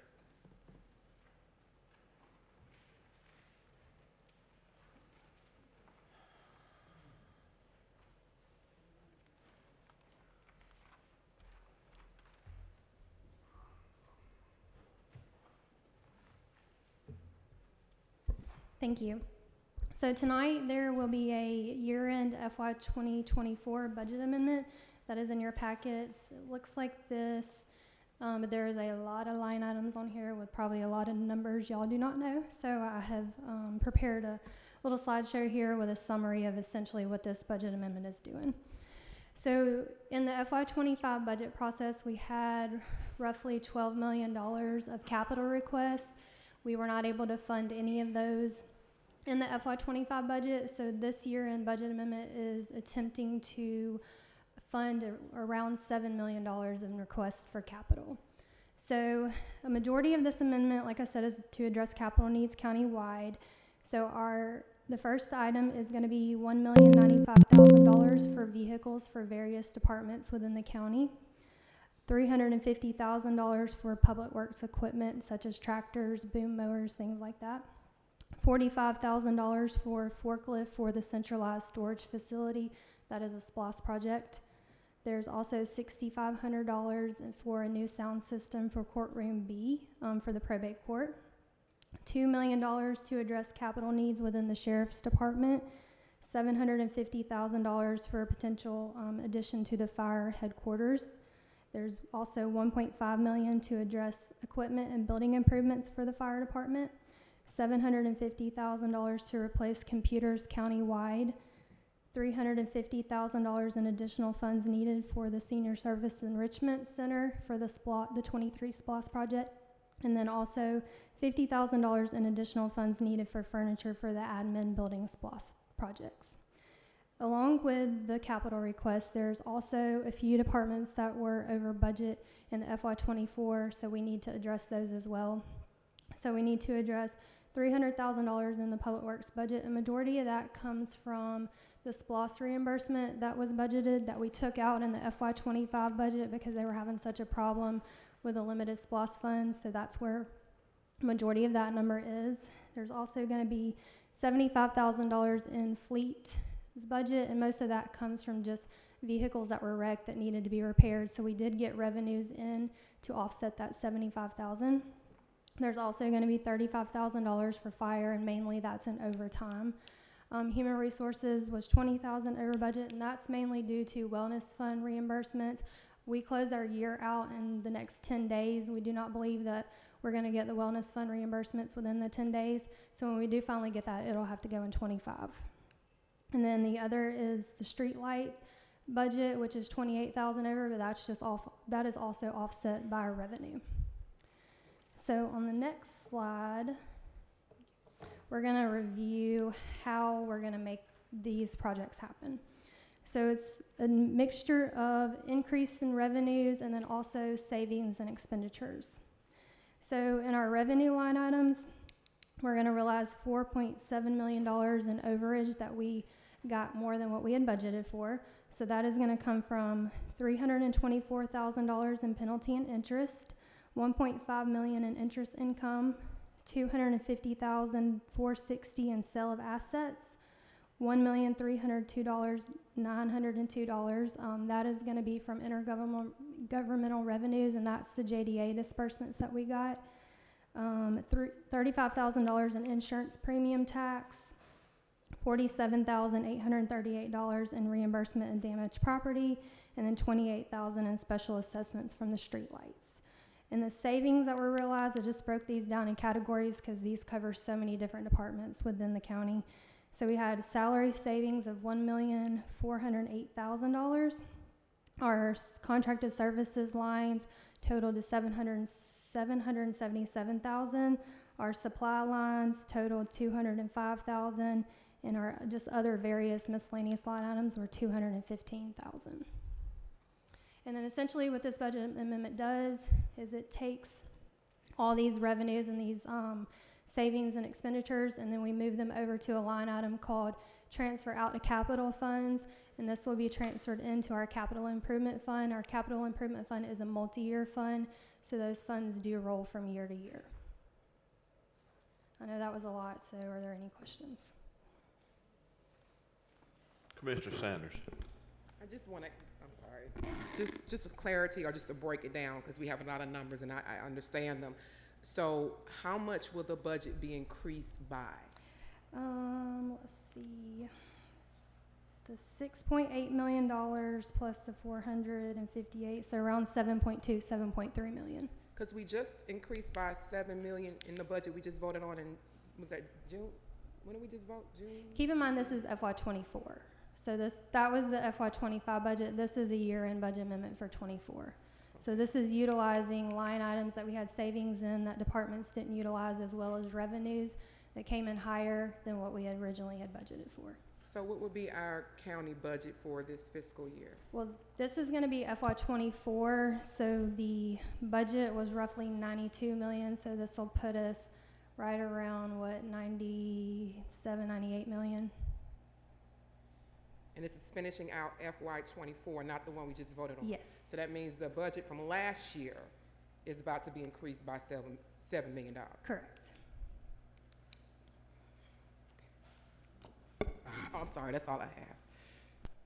Any other questions or comments? Commissioner Henderson.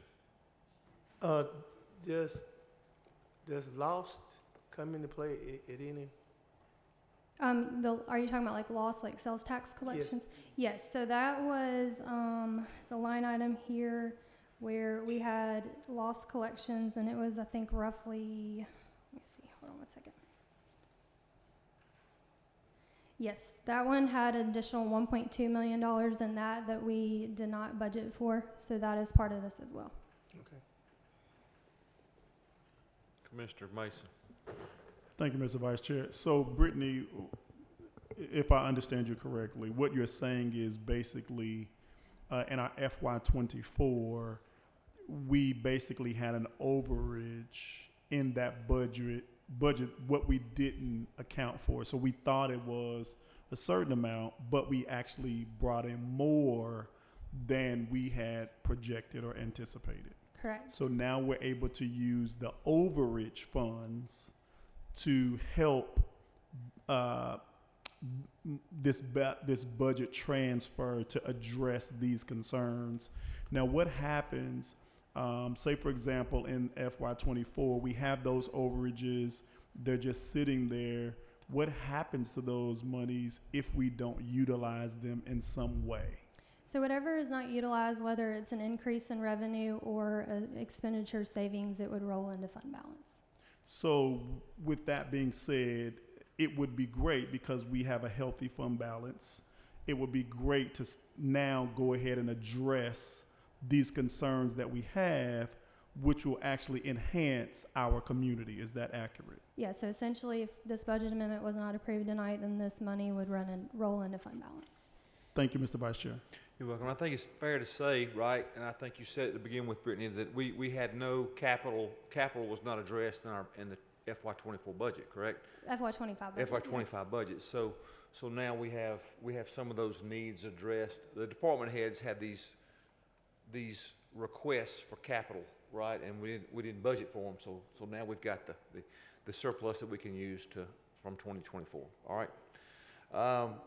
Commissioner Sanders.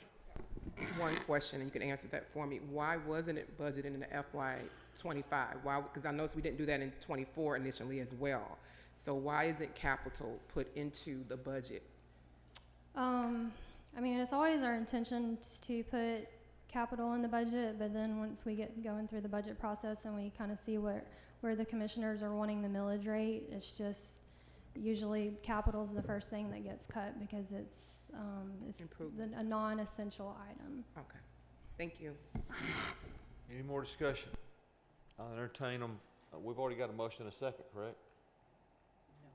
No, we do? We don't? I'll entertain a motion at this time. Commissioner Henderson, Mr. Mason, any more discussion? All in favor? All opposed? That's 5-0.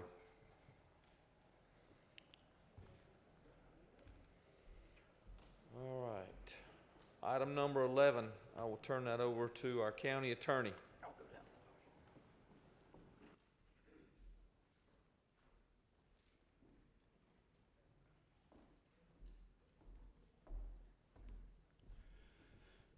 Good evening, Mr. Vice Chair and Board. As you are all aware, soon after the governor suspended Marcella Baines from the position of Chairman of the Board of Commissioners, we received a request from Mr. Baines seeking the county to pay the defense costs associated with the pending criminal action. Georgia law has a provision that authorizes the county governing authority, which is you, to approve the payment of defense costs for criminal cases brought against a member of the governing authority or any other elected or appointed official when those criminal charges arise from or relate in any way to their duty as a member of the governing authority. The only person, the only group that can answer that question is this board. Neither myself nor Mr. Cooper have the authority to answer the question. The question must be presented to this board for consideration. And the question is, does the Board of Commissioners desire for the county to fund defense costs of Mr. Baines in defending the pending criminal case against him? That's the request before you. I know there's some business questions to be asked. How much, to whom, we don't know. I can tell you that none of that information was provided to us. I would not begin to guess what it would cost to defend a federal criminal case like this. I would estimate, I'll give you a really broad estimate, more than $75,000, less than $200,000. If you're looking for a number, probably in that range.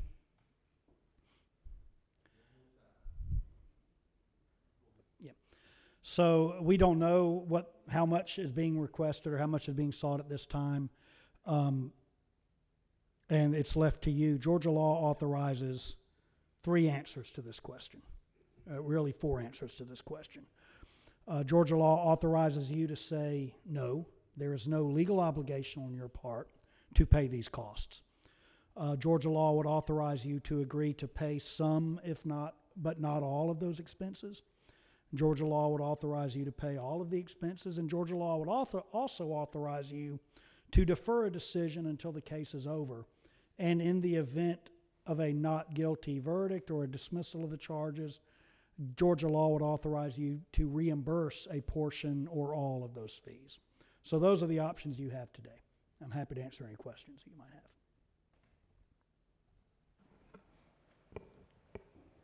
Commissioner Henderson. Thank you. You know, in the memo that you, I think, gave to all of us last week, and it made reference to, I think, former Chair Kathy Morgan about some, and I was on the board at that particular time, about some road over in District 4 that she paid without the approval of the commission, and it went to the grand jury, and I don't remember us voting to give her the attorney fee money, but nevertheless it got paid. The second we referenced was myself in the 2016 forensic audit. There was an audit that was brought in public about myself in Nelson Heights Community Center. And I remember going back and asking the question, said, well, how did we go from $500,000 that was posed by then Chairman Keith Ellis, $500,000 that were looking for, it was impact fees and SPOSH. How did we go from trying to locate the $500,000 to me? And it was about what happened to the money. And over the years, I found out what happened to it. And what happened to it was that it was about $6 million, and that it was used to pay for capital improvements. And under that particular time of the law, you had to separate those two funds. But I guess I was the best scapegoat because all the attention was made on myself in Nelson Heights. And I remember a few years afterward, and the reason I'm telling you this stuff, it's all old stuff. A few years afterward, I remember the Brittany, we were talking, Lord Kerr was the county manager, and he said we just paid back all the impact fee money that had been used for capital improvements. And I said, what? I said, where we get, that's who gave the authorization. And I know they found who gave the authorization, but that lady was kind of thrown on one of the former county managers who had passed. And my own point was, we know how the board needed to know how it was done so that in the future it wouldn't happen again. But anyway, getting back to me in the forensic audit, he was sealed on me, and it cost the county about $240,000. And no point did anybody ever said it once to give me some kind of attorney at all. But the good news was, and that's one of the reasons I bought this book right here, there's a man that sits up high and looks down low and knows what our needs are. And no agency, when it was the grand jury, or when it was the GBIs, or when it was the FBI, and all went through it. Taking about 3 years, 4 years. Went through it and sent it back. And when it was finally unsealed, I couldn't figure out why the county commissioners that I served on the board would seal something, and I understood the reason why they sealed it. Because he was so stupid. 3 rolls of toilet paper and some broccoli. And they wanted to send me to chain gang for that. And they gave Gerard and Davis. David Sawyer all that money to do nothing. And then one last thing concerning that forensic audit was for about a year, they rode past my house over in the hood, and the old white van is still sitting in the front yard to see had it been moved. It didn't even belong to the county, and they were paying for that. So that's why I'm always trying to figure out how our money is being spent, and we need to know, because that was just money they thrown away. How much more good could it have done with $250,000 they would have spent in a neighborhood to help the kids, or pay more rec ball, or whatever the case may be, crime prevention, or whatever. They did that. But I said all that to say this. Nobody ever paid nothing. Nor did I ask the taxpayer to give me 1 cent. And I don't know why they sent that lie to the rest of us commissioners, saying like they gave me something. They weren't trying to give me anything. The only thing they were trying to do with taxpayers' money, give me some time in jail for nothing. So, but I forgave them because I'm a man of God. I said I've been a deacon for 30 years. I forgive them and move right on. But that doesn't stop. You know, the last time, what was about a year ago, they said that I leased out Nelson Heights. You weren't supposed to lease it out. And guess what we just said a few minutes ago? We leased out the new building over there at Spring Hill Park. So this tells you a whole lot about what's going on. If somebody, I may dislike you or what you say or your politics, but I never would try to do something real bad to you for no reason at all. So I said all that just to say this. If I could go through what I went through, the grand jury, the GBIs, the FBIs, and come back and not with charged, then I think anybody can go through it. But you got to have did nothing wrong. And the faith that I held on to, that I believe in our justice system, that if I did something wrong, then I need to go to jail. But if I did nothing, leave me alone. Thank you. Commissioner Sanders. I did have a few questions, but I'm going to make a statement. As was just released in the paper from a case that Chairman Baines and Ms. Lindsay is the attorney on this case in regards to defamation of character, because I released a surveillance tape that I did open records from the county. The information was sent to the county. I had to seek out private attorney. Not once did the county offer to pay my legal fees, because this defamation of character lawsuit came in the capacity of being a commissioner. It was ignored. Nobody said nothing. Nobody did anything. I had to do it on my own. And so this is where I stand. I understand that they paid for this in the past. I'm not sure what of all the crimes. I did hear about Ms. Morgan and the crimes that happened during that time and what she might have possibly was. I don't think she was indicted. But the county didn't reach out on my behalf, and this was done in my capacity, not at my consent. The chairman did that. Nothing was put into effect. Neither did our legal assistants, our attorney, reach out, because my attorney reached out to y'all. So I had to do it on my own. Thank you. Any other comments? All right. At this time, I will entertain a motion. Well, council, how should you offered what, 3 or 4 options, right? A motion to approve the payment of defense costs, a motion to deny the payment of defense costs, or a motion to defer consideration until the criminal case has been disposed. I think those would be the 3 reasonable options. All right. Commissioners, you have 1 of 3 options to select from for a motion. I'll entertain that motion now. Commissioner Henderson. Thank you, Mr. Vice Chair. You know, these are kind of hard times, and I understand that money is Commissioner tight. Henderson, let's wait till we have a second, and then we'll go into. Well, I'll let you. I understand that. Can I do my motion? I understand, you know, kind of where your heart may be at, but I want just, if I could, just. But you're going to make the motion. You can make a motion. Yes, I'm gonna make the motion if I may. And I don't think there's no time limit on me making the motion. Okay. Okay, now, I understand these are hard times, and everybody need help. It's also my understanding, and constituents said that there was a public attorney that was, in fact, I had the paperwork, I think still somewhere at home. I think Patrick probably got it too as well.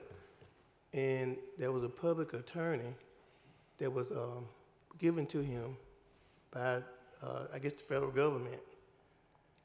And so I think at the very least, that's what we have to go with sometimes. I know I had to lean on myself, or lean on trusting in God for myself. And so we all are men of faith. And I believe in him. So I said all this to say this. I make a motion to deny. We have a motion to deny on the floor. Do I have a second? Second. We have a motion to deny and a motion, a second on the floor. Any more discussion? All in favor of denial? All opposed? 4 to 1 to deny.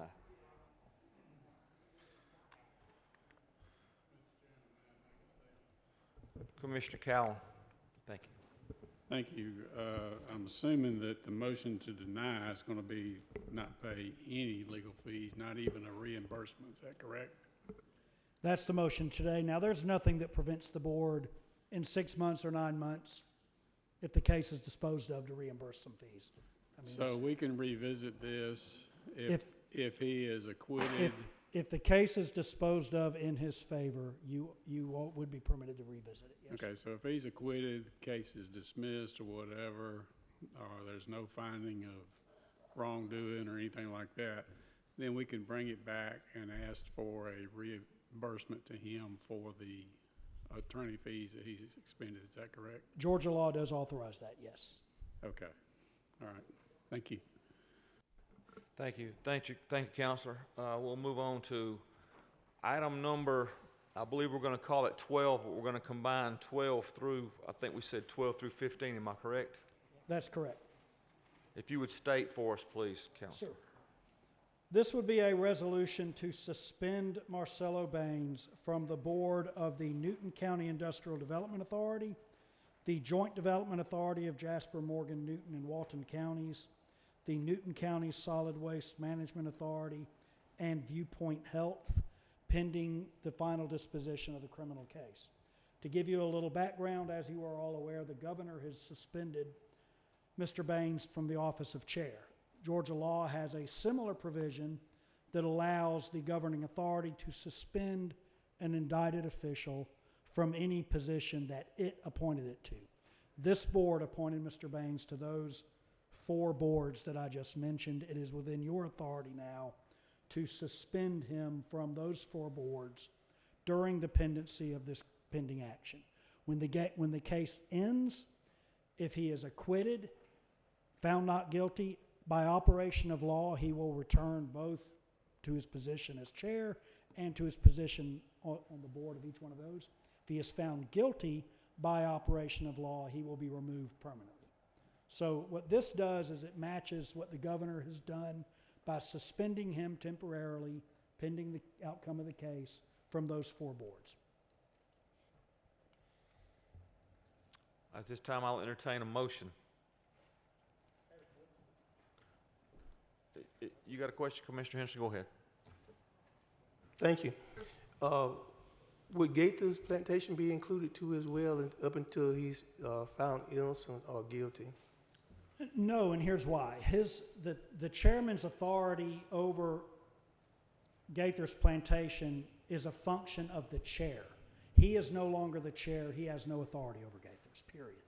So Gaither's reports to the chairman of the Board of Commissioners.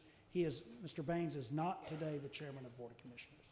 So the staff at Gaither's plantation will answer to either the vice chair or when a new chair is appointed. If the governor appoints a new chair to serve in the temporary time, he will be supervising it. But there is no board to remove him from with respect to Gaither's. Well, the follow-up question is this. When we created the vice chair, I think he was motioned by Commissioner Mort Ewan and second by myself. It wasn't to set up to run anything. He was just to sit in for the chair in the event of his absence of a short period of time. It wasn't set up for months.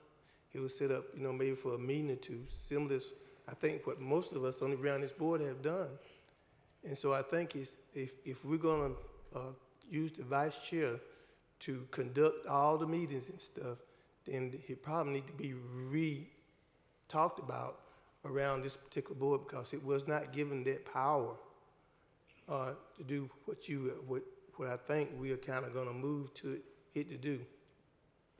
I don't disagree with that at all. Our hope is that the governor will step in and do what he's required, what he's authorized to do, which is to appoint a new chairman. That authority rests with the governor. If he doesn't do it, then we're going to have to figure out a way to limp along. We don't have any authority within this room to appoint a new chair. We are left with the governor making an appointment or this board deciding upon itself how you're going to deal with the role. I don't mind saying, I expect Mr. Edwards is about to say he doesn't want to do it. He doesn't want to continue in this role any longer than absolutely necessary. I'll just add that I check the governor's executive order website every 30 minutes, even while I'm sleeping. So additionally, I put as much pressure on the governor's office as through the people I know, which is not very many,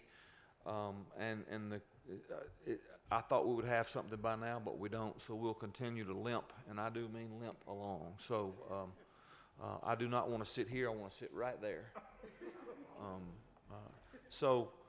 With that, do we have we don't have a motion yet, do we? No. So I'll entertain a motion.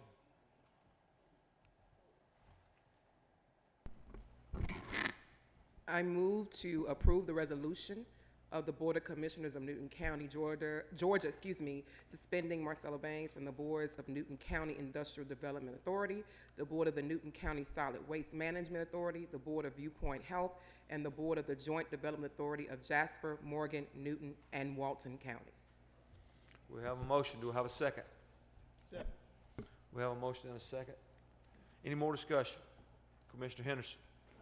Well, just let me say this, so I'll be clear, and for the people who may heard me, what we said, is that if former Chairman Baines is found innocent, then I'll come back up and conduct the meetings or whatever during this elected time.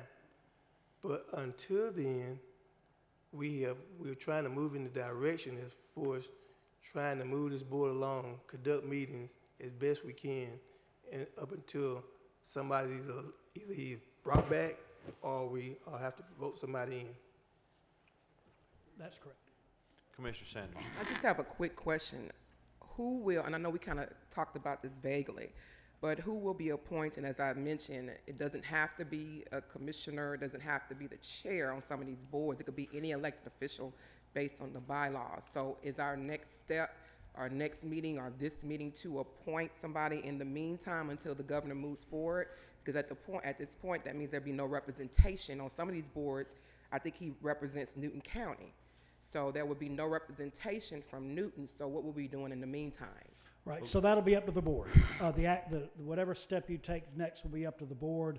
We didn't include the appointment of the new persons in this resolution just because it didn't appear that the board was ready for that.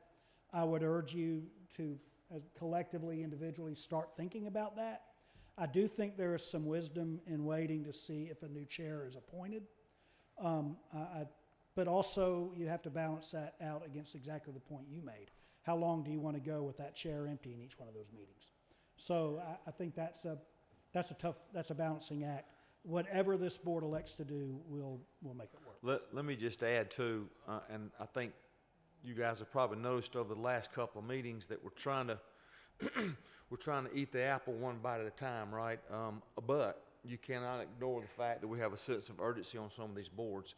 So there'll be a prioritization process, and then we have to move forward with some appointments.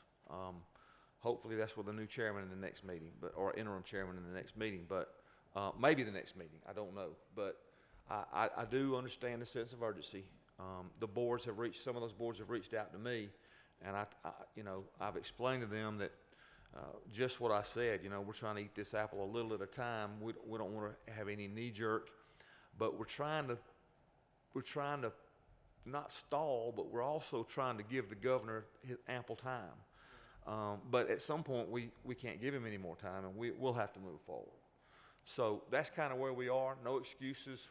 the sense of urgency is there. There'll be a prioritization process, and we'll move forward with no matter what the governor does. So, any other questions? We have a motion in a second, right? All right. Any more discussion? All in favor? All opposed? Passes 5-0. All right. I believe that moves us to citizen comments, item number 16. Citizens have 3 minutes to comment. Please state your name and address for the record.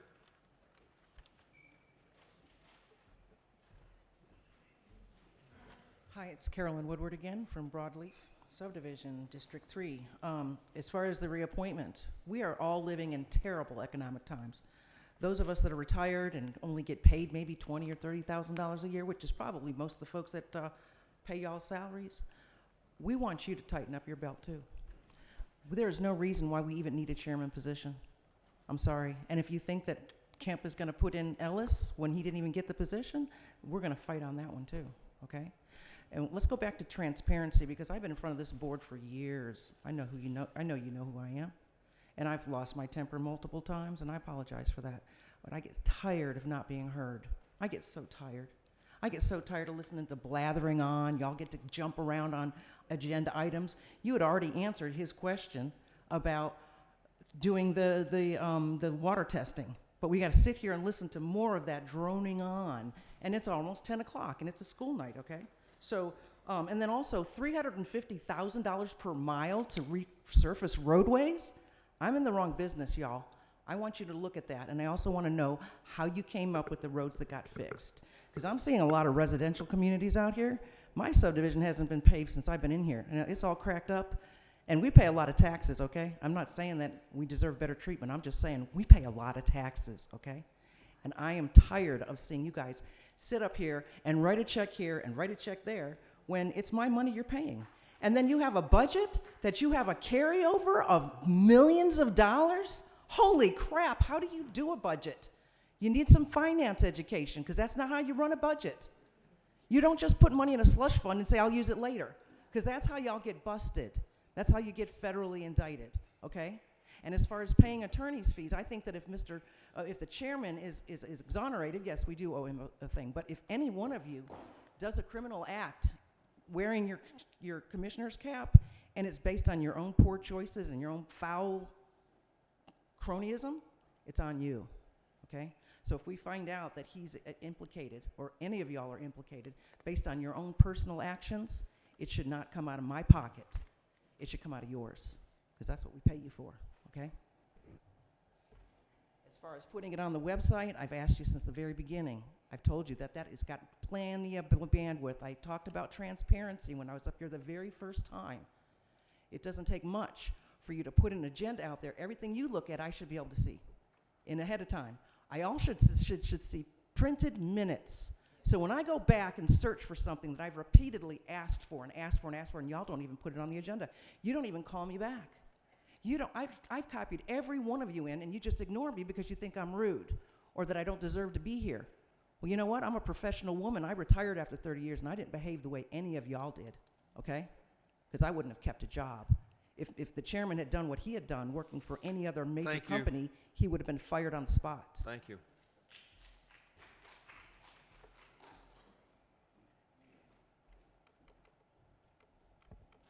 Marie Million, Neely Manor. I just wanted to say that we were asked to pay for legal fees, and we're not looking for an admission of guilt or innocence from Chairman Baines, but regardless, there's been no apology to the citizens, because this is what shame upon our county. It just makes us look really foolish, like that there's this much like mismanagement. So that's one point I wanted to just make, because I was waiting for something to be said as far as an apology. Next thing, we have been waiting in District 3 for a park. And tonight we discussed how important children are to our community. It would be good to have a park in that community. I know that in the past, Monk Properties has been looked at, and I'm wondering why we can't revisit that again, because it would be helpful, because District 3, as all of you know, is the most populous district. Therefore, there are a lot of kids, and they need some place to go. So please add that to the agenda. Oh, and one more point. Very happy about the moratorium tonight. I think that the way that the board is now working is really pleasing, because I never used to come to these meetings in person. I used to watch them on YouTube and be disappointed by the behavior I saw.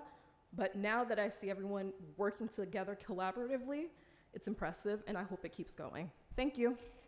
Thank you.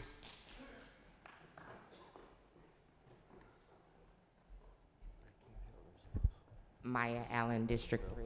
I too was coming about the West Side Community Youth Center to see if we cannot get that put back on the agenda. For the last month, all we've heard about is Spring Hill and how wonderful it is, and the people enjoy it, and you're so proud of your accomplishments. We would like to be proud of the accomplishments in District 3. So please put that back on the agenda. Thank you very much. Thank you.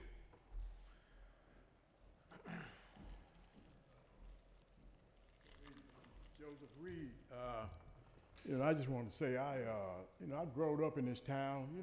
I've been had a business a long time in this town. And when those grants went through, I did all the paperwork, and I had successful business, and I hadn't did any criminal activity in this town.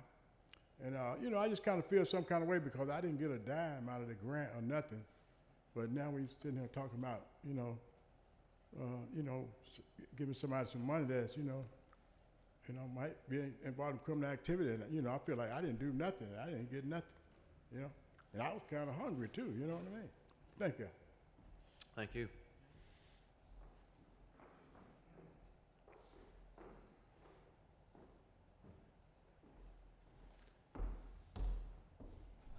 Hello, everyone. I'm Hayden Singleton, District 3. I just wanted to say that I understand that everyone's going to make the decisions that they're going to make and whatnot. And I saw what was going on with the resurfacing of the roads and the budget and everything. I've been here a very, very, very, very, very long time, majority of my life. And I just want to say that when it comes to the youth as well, I understand that there's a conversation about the park and everything else. I also believe that if you're going to be doing I see the construction that's going on.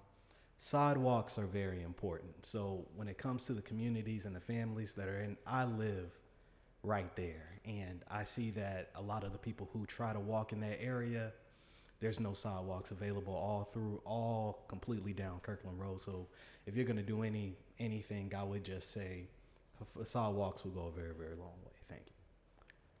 Thanks, sir.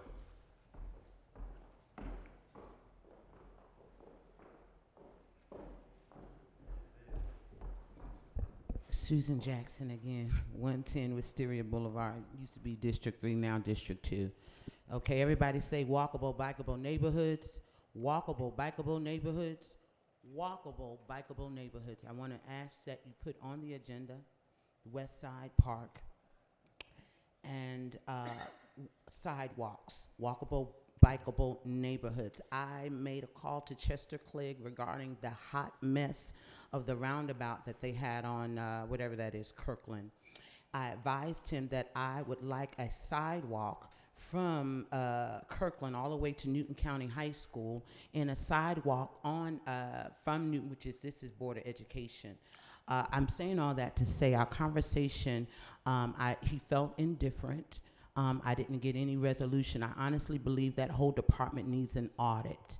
Okay, it needs an audit. There's no way that roundabout should have taken that long and been such a hot mess. I also want to address the YouTube that we see from Newton County. I've asked for it to be time-stamped with the agenda items, so citizens do not have to look at the whole meeting to get the part of the agenda that they need.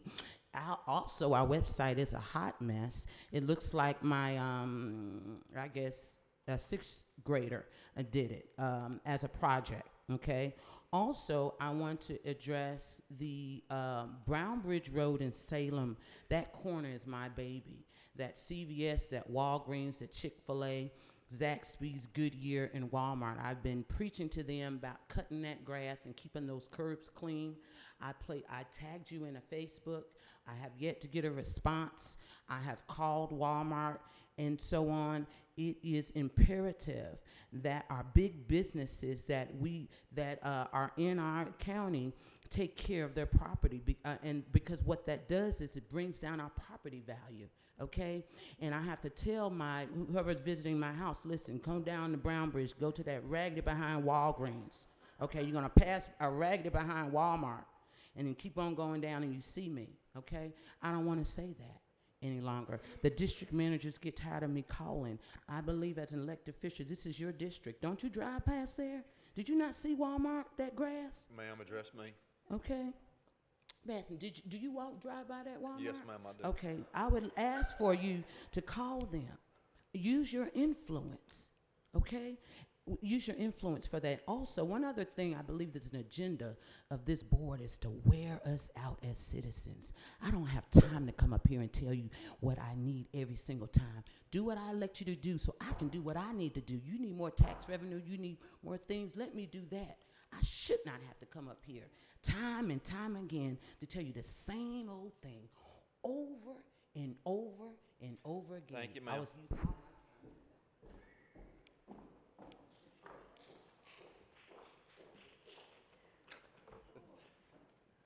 That person.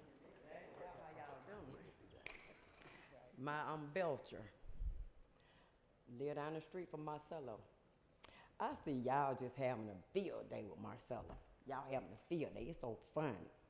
And then another thing, Demond, who you working for?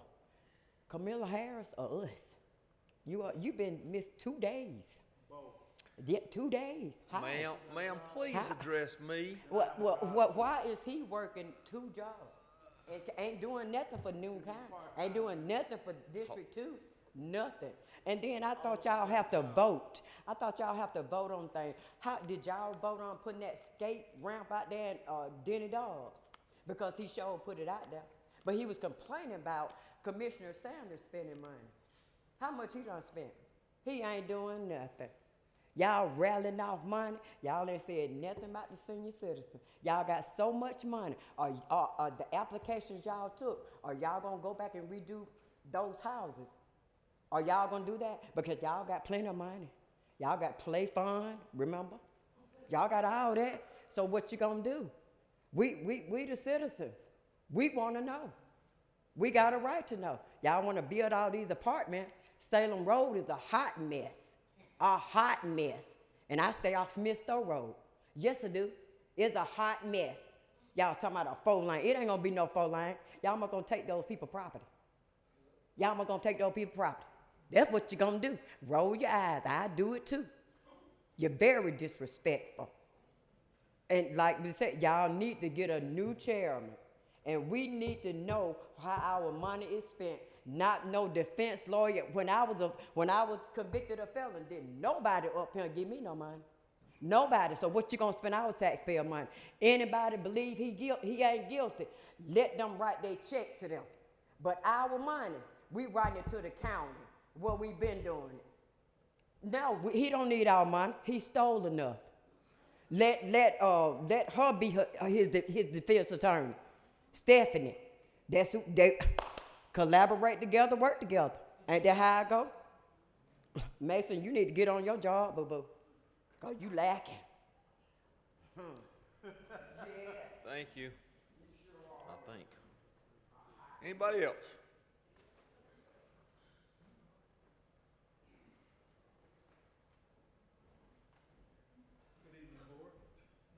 Good evening, Board. Commissioner. I'm a U.S. United States Marine Corps veteran. My name is J.L. Skelton. I stay in the Broadleaf Subdivision, District 3. What was the name again? J.L. Skelton.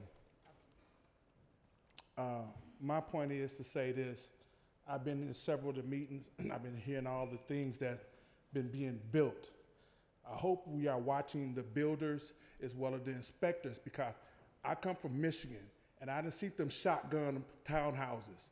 And they're not worth a darn when they built, because they don't have no firewalls. And I hope we're checking that, because I don't want none of y'all conscience to be hurt if something break out in these new developments in the fire and we lose people and kids. That's an important thing to me. I was an engineer in the Marine Corps, so I know about building. And everyone I'm looking at, I don't see no firewalls, no cinder blocks. The drywall is cheap. It's not worth it. It'll burn up in a second. So these are some of the things that I've been listening to. And I think that's something that we need to start investigating and being more secure about what we're building in Newton County. Because what we're building in Newton County is just fire blocks.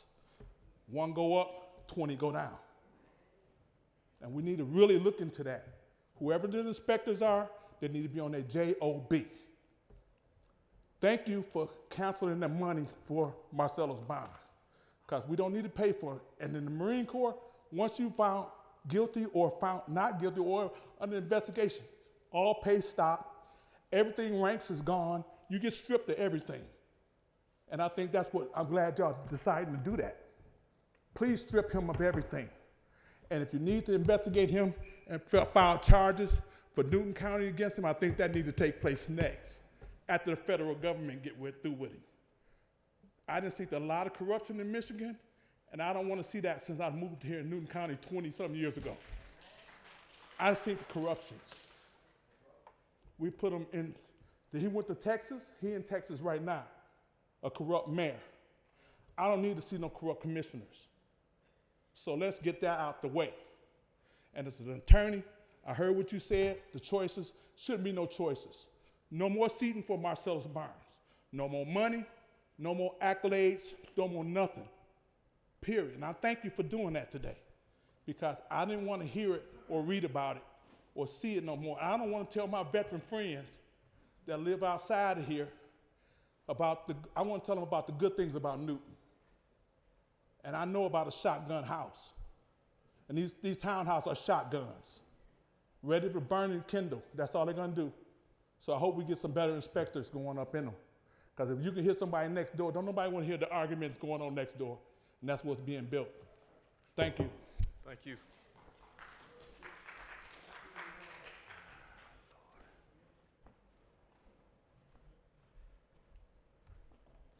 Well, I'm back, and I want to address Mr. Cowan and Mr. Edwards and Mr. Mason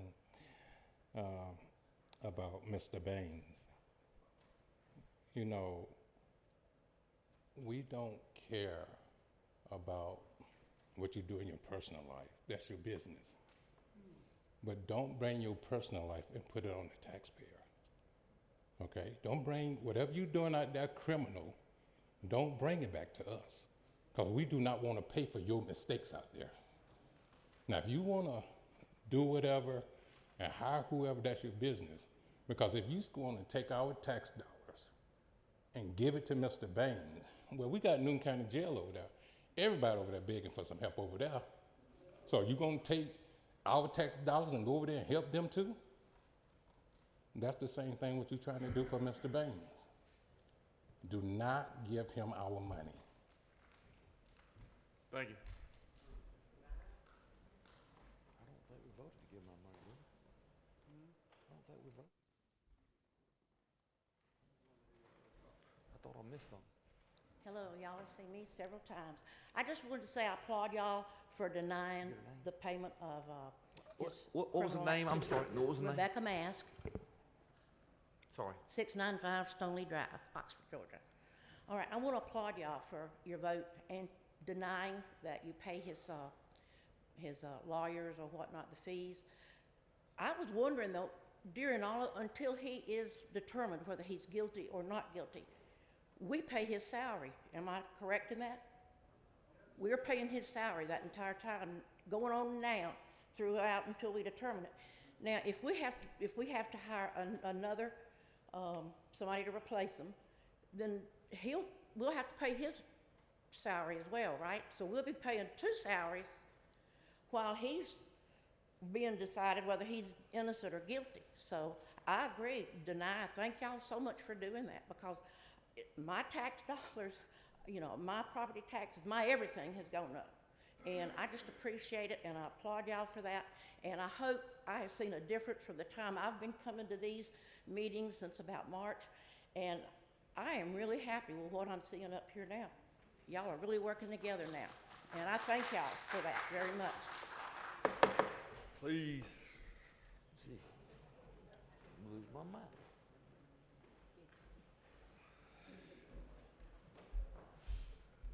Denise Williams, a Newton County resident. I sent an email to the board with my issues and concerns, but it was one thing that I did not get answered. I noticed that you all took them off the IDA, the JDA, and the solid waste, and all those boards. But I want to know, how long is he going to continue to do business up under the vendor contract with Newton County, with the solid waste authority and hauling for the county? When will those contracts be removed as well? Because he should have never, ever been doing business with the county as a sitting chair. So I guess this is legal, and if I need to do an open record request, I will, but I want confirmation that he is not doing any type of business with Newton County in no capacity. Thank you. Anyone else?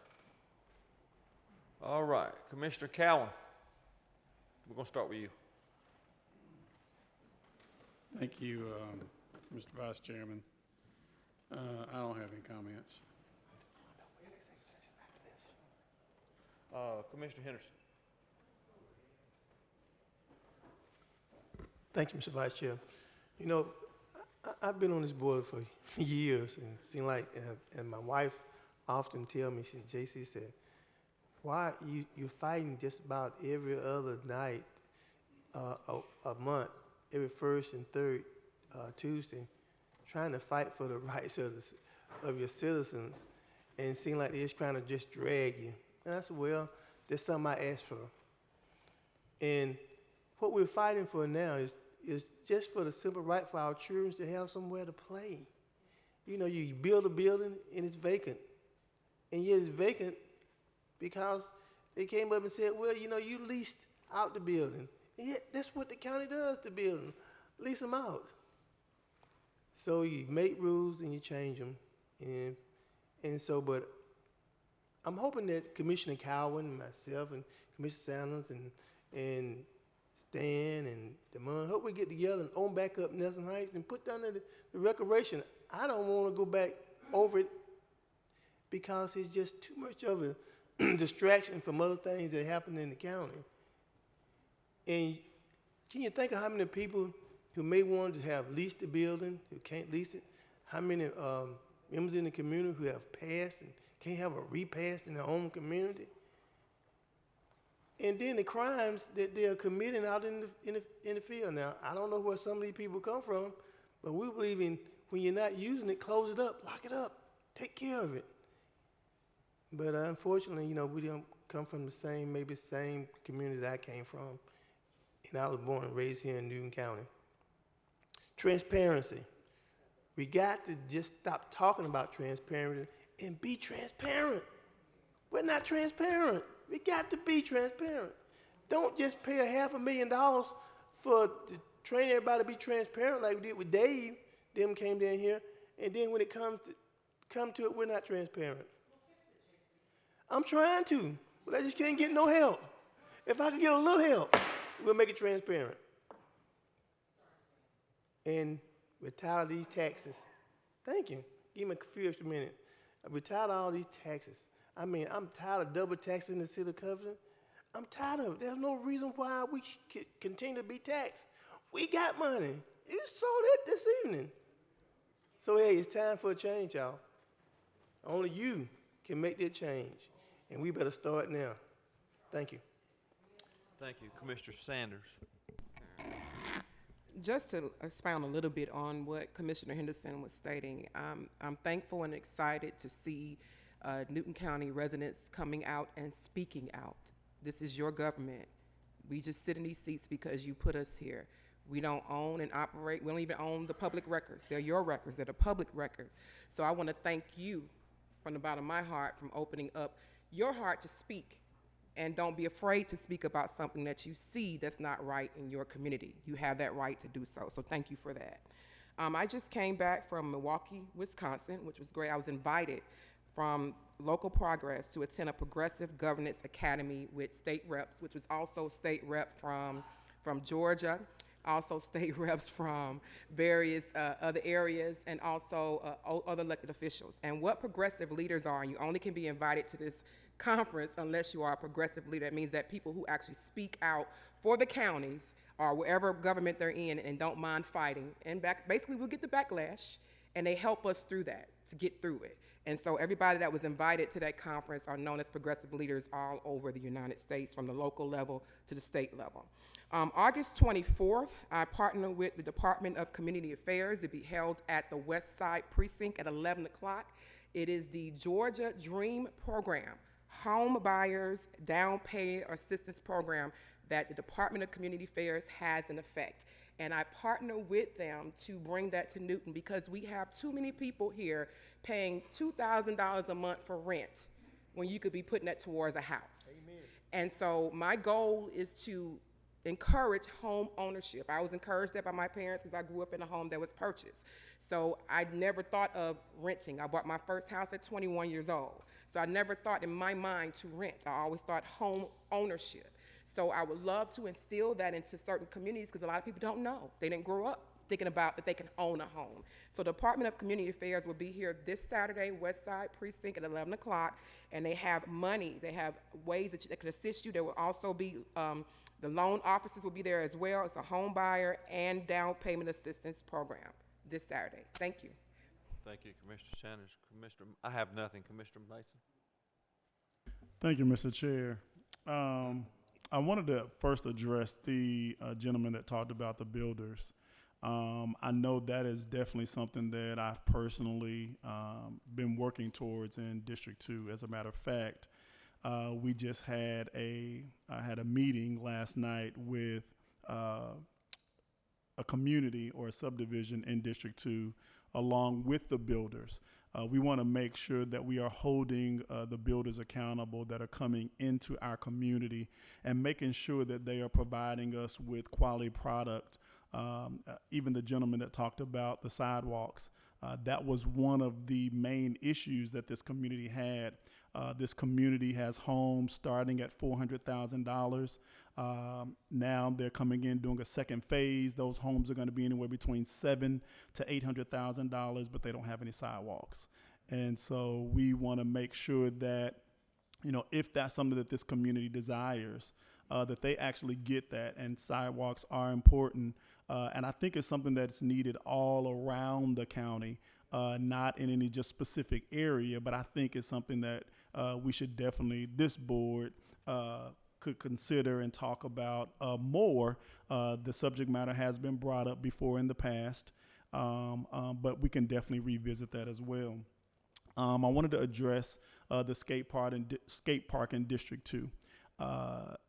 When that skate park came about in District 2, it was back in 2020 during COVID, and I just so happened to be walking at Denny Dobbs Park.